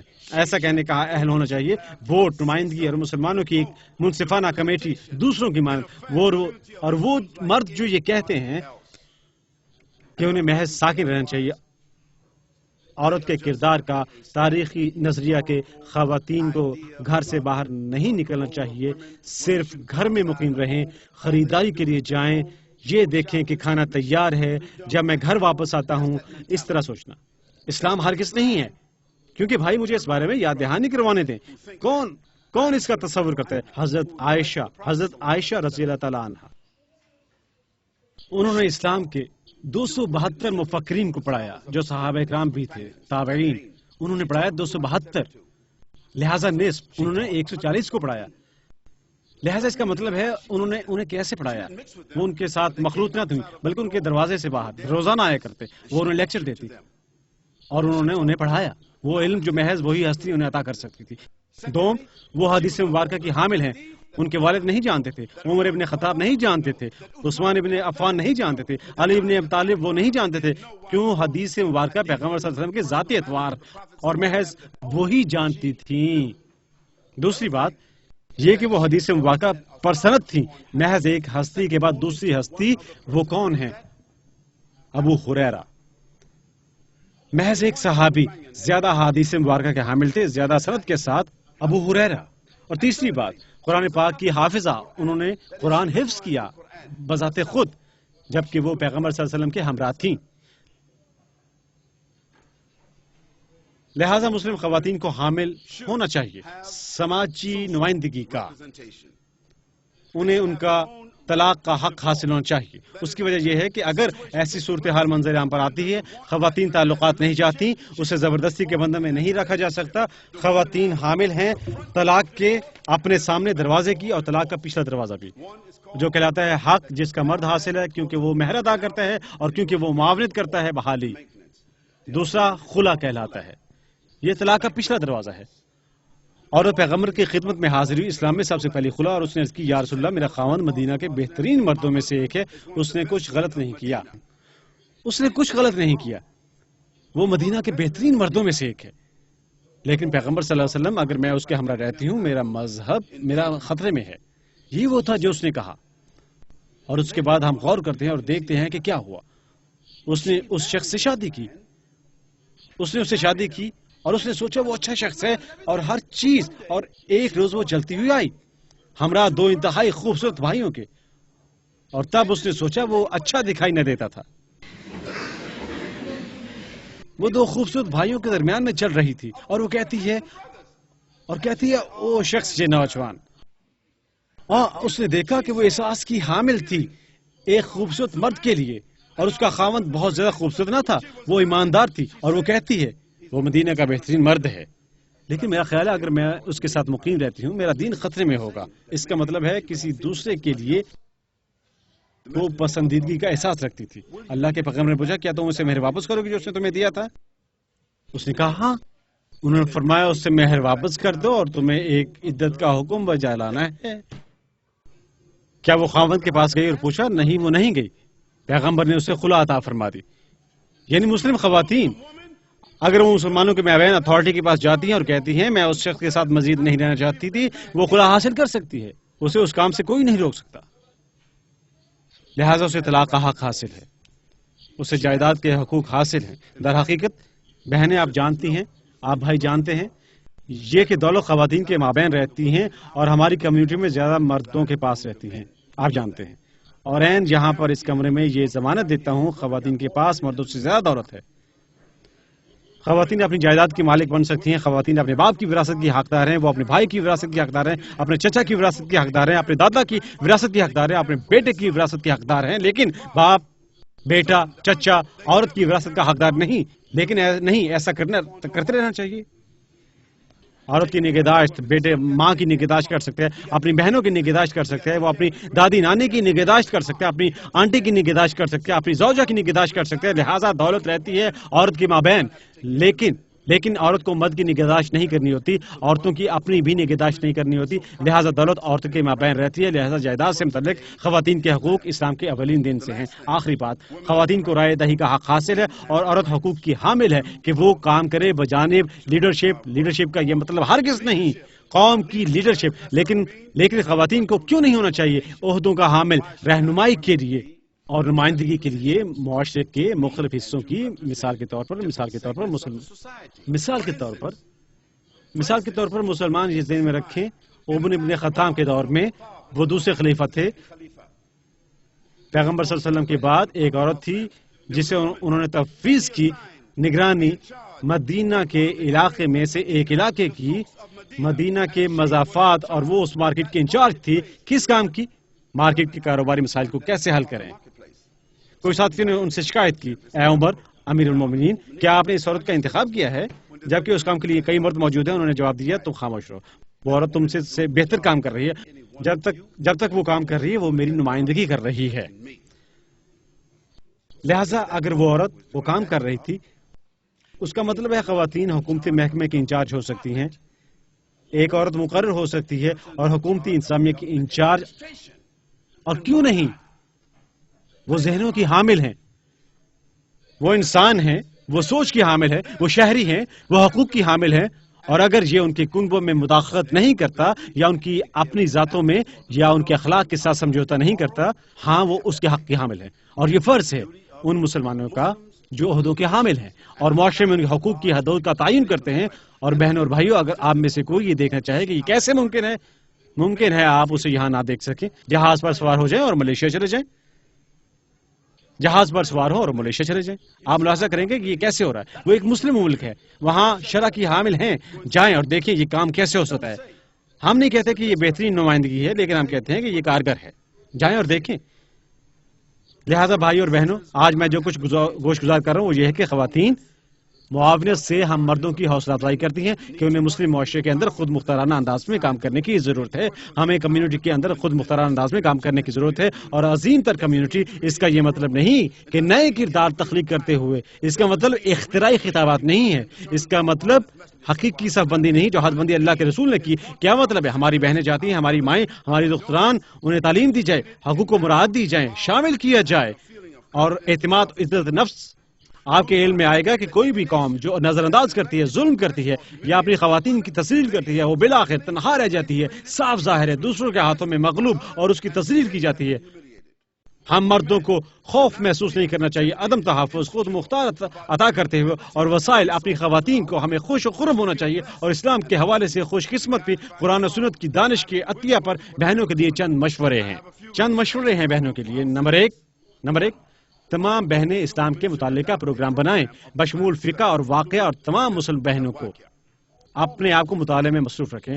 جب آپ اسلام کو سمجھتے ہیں، جب آپ قرآن کو سمجھتے ہیں، جب آپ سنت مبارکہ کو سمجھتے ہیں، آپ اس کے علم کے سبب خود مختار بن جائیں گی، لوگ آپ سے ناجائز فائدہ نہیں اٹھائیں گے۔ تمام مسلم خواتین کو اپنی شکایت کی تشخیص کرنی چاہیے حجاب کے قوانین کے ساتھ۔ تمام مسلم خواتین کو بذات خود حجاب کے مسئلے کو سمجھنا چاہیے۔ مناسب لباس، مسلم خواتین کا اخلاقی لباس ان کے خاوند سے نہیں آتا، ان کے معاشرے سے نہیں آتا، یہ اللہ سبحانہ سے آیا ہے، اور آپ کو اس کی جانب مائل ہونا چاہیے۔ تمام مسلم خواتین کو اپنے آپ کو ایک امام کے ساتھ منسلک کرنا چاہیے۔ مسلم اکابر، علم کا ایک طالب علم یا مفکر، تصفیہ کے معاملے کی نمائندگی کے لیے اگر ایک مسئلہ موجود ہے، آپ کا اور آپ کے خاوند کا، آپ ہمیشہ کنبے کی جانب جاتی ہیں، کیونکہ بہت زیادہ وقت کنبے کے ارکان خاوند کے ساتھ ہوتے ہیں۔ آپ کو غیر جانبدار پارٹی کے پاس جانا چاہیے، آپ کو امام کے پاس جانا ہے، آپ کو علم کے طالب علم کے پاس جانا ہے، آپ کو مفکر کے پاس جانا ہے۔ آپ ان کے ساتھ کیسے تعلقات اختیار کرتے ہیں؟ میں یہ نہیں کہتا کہ جائیں اور امام کے ساتھ بیٹھ جائیں، میرا یہ مطلب ہرگز نہیں کہ جائیں اور علم کے طالب علم کے ساتھ بیٹھ جائیں، میرا مطلب ہے تعلقات تعمیر کریں۔ علم کی طلب کرتے ہوئے. لہٰذا اس لیے جب آپ تصفیہ طلب ہو صورتحال سے دوچار ہو آپ علم کے طالب علم کے ساتھ رابطہ کریں تاکہ وہ یا امام علم کے معاملے آپ کی رہنمائی کرے. تمام مسلم خواتین کو خود شادی کے لیے تیار کرنا چاہیے. وہ خود کو شادی کے لیے تیار کریں یا اپنے چچا سے دریافت کریں یا اپنے والد سے یا اپنے نمائندے سے کیوں میری شادی کے لیے کوئی بندوبست کیوں نہیں کیا گیا ہے. تمام مسلم خواتین کو علم ہونا چاہیے اپنی کمیونٹی یا سینٹر کے بارے میں. اگر آپ نہیں جانتے مسجد میں کیا ہو رہا ہے نہیں جانتے, اگر آپ نہیں جانتے کہ آپ کے سینٹر میں کیا ہو رہا ہے, اگر آپ نہیں جانتے کہ امام کون ہے, مجلس میں کون ہے, وہ مال کیسے خرچ کرتے ہیں, کیا ہو رہا ہے, کیونکہ آپ جاننا چاہتے ہیں کہ کیا ہو رہا ہے. کیونکہ اگر میں ایک خاتون ہوتا جو کہ میں نہیں ہوں, میرے علم میں ہوتا کہ کیا ہو رہا ہے, میرے علم میں ہوتا کہ مال کیسے جمع کیا جاتا ہے, کون مال خرچ کر رہا ہے, پروگرام میرے علم میں ہوتے, کیا کچھ ہو رہا ہے, یہاں پر کیوں اسکول موجود نہیں ہے, کہاں اسکول کے بارے میں کیا پروگرام ہے, میں جاننا چاہتا تھا. حق کیا ہے, کیا کارگزاری ہے, 5 سال منصوبہ کیا ہے, مجلس کیا ہے, میں آئین دیکھنا چاہتا. آپ کو حق حاصل ہے اگر آپ ان بھائیوں پر دباؤ ڈالیں, یہ آپ کو حق دیں گے. تمام مسلم خواتین کے علم میں ہونا چاہیے, کوئی پرواہ نہیں جو مجھے دوبارہ مدعو نہیں کرے گا. اور میں بھائیوں کے ساتھ ایماندار ہوں. اگر آپ بہنوں کو اجازت دیتے ہیں کہ وہ مصروف ہو جائیں, کیا ہوتا ہے, بہنیں یقین کریں کہ گھاس کی کٹائی ہو چکی ہے, وہ یقین دہانی حاصل کرتی ہیں, کیا کہلاتا ہے, بڑی مناظر, تمام بڑی مناظر کرتی ہیں. انہوں نے کھڑکیوں کے پردے لگانے ہیں, یقین کرتی ہیں کہ ٹوائلٹ صاف ستھرے ہیں, یقین کرتی ہیں کہ قالین کی صفائی کی گئی ہے, یقین کرتی ہیں کہ تمام مقامات روشن ہیں, کیونکہ عورتیں مردوں سے مختلف واقع ہوئی ہیں جب خاص امور آتے ہیں. جب ایک مسجد کو دیکھتے ہیں جو صاف ستھری نہیں ہے, جو بحال نہیں ہے, جو گندی ہے, جس میں ہر جگہ کوڑا کرکٹ بکھرا پڑا ہے اندر اور باہر, یقیناً وہاں کوئی عورت موجود نہیں ہے. جب آپ ایک مسجد بخوبی روشن دیکھتے ہیں, جب آپ مسجد صاف ستھری دیکھتے ہیں اور خوشبو محسوس ہوتی ہے, آپ دیکھتے ہیں کہ جب بری مناظر کی تکمیل ہے, جب آپ دیکھتے ہیں کہ مسجد کے بچے باہر ہر وقت موجود ہوتے ہیں, فعال اندر اور باہر, میں آپ کو ضمانت دیتا ہوں مسجد میں بہنیں مصروف کار ہیں. لہٰذا میں آپ سے پوچھتا ہوں, کیا مسجد مردوں کے لیے ہے یا مسجد کمیونٹی کے لیے ہے؟ مسجد کمیونٹی کے لیے ہے. بہنیں آپ کے ملوث ہونے پر اصرار کرتی ہیں. اور بھائیو, عدم تحفظ محسوس نہ کرو. مسجد کا تعلق آپ سے نہیں ہے, مسجد کا تعلق کمیونٹی سے نہیں ہے. تمام مسلم خواتین کو دیگر مسلم خواتین کی حوصلہ افزائی کرنی چاہیے کہ وہ بہنیں سرگرم عمل اور مستعد اور اسلامی تحریک کے ساتھ وابستہ رہیں. تمام مسلم خواتین کو چاہیے اپنے خاوند کا احترام کریں, گھروں کو محفوظ بنائیں, ان کے بچوں کی حفاظت اور نصیحت کریں, اپنی کلی ذات کی محافظت کریں, بالخصوص اپنی زبانوں کی. تمام مسلم خواتین کو اپنی ذمہ داریوں کا زیادہ احساس کرنا چاہیے, اس کے بعد اپنے حقوق کا مطالبہ کرنا چاہیے. تمام مسلم بہنوں کو دعوت کی بنیادی مہارتیں سیکھنی چاہیے, اسلام کا پرتو, تاکہ وہ اپنا فرض ادا کر سکیں. نیوزی لینڈ کی دیگر خواتین کے مابین تمام مسلمانوں کو ایک عالمی نقطہ نظر کو فروغ دینا چاہیے. محض اپنے ہی کو فروغ نہ دیں, محض اپنے گھر, اپنے کنبے, محض اپنے خاوند, اپنے مقام, کمیونٹی, بلکہ دنیا کے بارے میں غور کرنا چاہیے. دنیا میں مسلم خواتین کے بارے میں سوچیں, ساری دنیا کے لیے سوچیں, معاشرے کے بارے میں سوچیں, قوم کے بارے میں سوچیں, ایسے سوچیں اور کلی نقطہ نظر حاصل کریں. جب آپ کلی نقطہ نظر کے بارے میں سوچتے ہیں, اپنے بارے میں سوچیں, اپنے بچوں کے, اپنے خاوند, اپنے کنبے, اپنی کمیونٹی, یہ قومی نقطہ نظر کے ساتھ کیسے موضوع ہے, یہ عالمی نقطہ نظر کے ساتھ کیسے موضوع ہیں, تب آپ کے علم میں آئے گا. لہٰذا وہ نہیں ہیں تنگ ذہن کے حامل, اور وہ اعتماد کے حامل ہے. اسلام اس اہلیت کا حامل ہے کہ عالمی مسائل حل کر سکے اور صاف ظاہر ہے دنیا کو ایک نئی تجویز پیش کی جا سکے. اسلام میں پیارے بہنوں اور بھائیوں, میں حقیقت میں شکریہ ادا کرنا چاہتا ہوں بھائیوں کا, کران بری کی مسلم ایسوسی ایشن کا, میں غیر مسلم کا شکریہ ادا کرنا چاہتا ہوں جنہوں نے اسے لیا اور آج یہاں آنے کی قربانی دی اور 1 گھنٹے تک براجمان رہے, 1 منٹ 15 منٹ وغیرہ ہمارے ہمراہ. میں مسلمانوں کا شکریہ ادا کرنا چاہتا ہوں جو باہر آئے, اور حتیٰ کہ میں آپ میں سے جو بچوں کو ہمراہ لائے. سب سے بڑھ کر یہ کہ میں شکریہ ادا کرنا چاہتا ہوں ان نوجوان مسلم بچوں کو, آپ میں سے وہ جو بیٹھے ہوئے ہیں اور بیٹھے رہے ہیں, یعنی یہ حیرت انگیز غیر معمولی ہے. آپ جانتے ہیں آپ کے بچے آئے اور بیٹھے اور نظم و ضبط کے پابند رہے. میں حقیقت میں آپ کا شکریہ ادا کرنا چاہتا ہوں. لہٰذا میں شکریہ مزید ادا کرنا چاہتا ہوں مقامی کونسل کا, جس نے معاونت کی یا مسلمانوں کے ساتھ باہمی روابط استوار کیے اس علاقے کے، اور میں ذرائع ابلاغ کا شکریہ ادا کرنا چاہتا ہوں جنہوں نے آج یہاں پر نمائندگی کی۔ حقیقت میں ہم نے آپ کو فلمانے کی اجازت نہیں دی کیونکہ میں آپ کے ساتھ صاف صاف بات کرنا چاہتا ہوں۔ پہلی بات یہ کہ میں ایک مفکر نہیں ہوں، اس لیے میں نہیں چاہتا کہ جو کچھ میں نے کہا وہ پبلک میں لایا جائے۔ جیسا کہ آپ جانتے ہیں کہ کچھ بین الاقوامی مفکرین اس نے کہا کہ فلاں فلاں، یہ منصفانہ نمائندگی نہیں ہے، اور دوسری بات یہ کہ اگر ذرائع ابلاغ میرا انٹرویو کرنا چاہتے ہیں خصوصی طور پر جہاں پر میں ذمہ دار ہوں گا، جو کچھ میں کہتا ہوں جبکہ میں یہاں ہوں ان سے ملنا چاہوں گا، اور تب میں ذمہ دار ہوں جو کچھ میں کہتا ہوں۔ منصفانہ نمائندگی مسلمانوں کے لیے عام طور پر تصویر کی مانند نہیں ہے۔ دوسری بات یہ ہے ہم کسی قسم کی الجھن میں پھنسنا نہیں چاہتے۔ آپ جانتے ہیں کہ آپ کہاں سے فریم کروائیں گے۔ آپ جانتے ہیں کہ میں کچھ تصاویر لیتا ہوں، کچھ تصاویر، اور تب اس کے بعد وہ اس میں کچھ مواد شامل کر دیتے ہیں اور آپ نہیں جانتے کہ کیا ہو رہا ہے۔ میں وہ نہیں کرنا چاہتا۔ لہٰذا یہاں پر موجود ذرائع ابلاغ کے لوگ، اگر آپ اخبار کی نمائندگی کرتے ہیں یا آپ ریڈیو کی نمائندگی کرتے ہیں یا آپ ٹی وی کی نمائندگی کرتے ہیں، تب آپ میرے نمائندے سے ملاقات کر سکتے ہیں۔ ہم ایک مناسب وقت طے کر سکتے ہیں۔ ہم برا نہیں مناتے کیونکہ ہمارے پاس چھپانے کے لیے کچھ نہیں ہے۔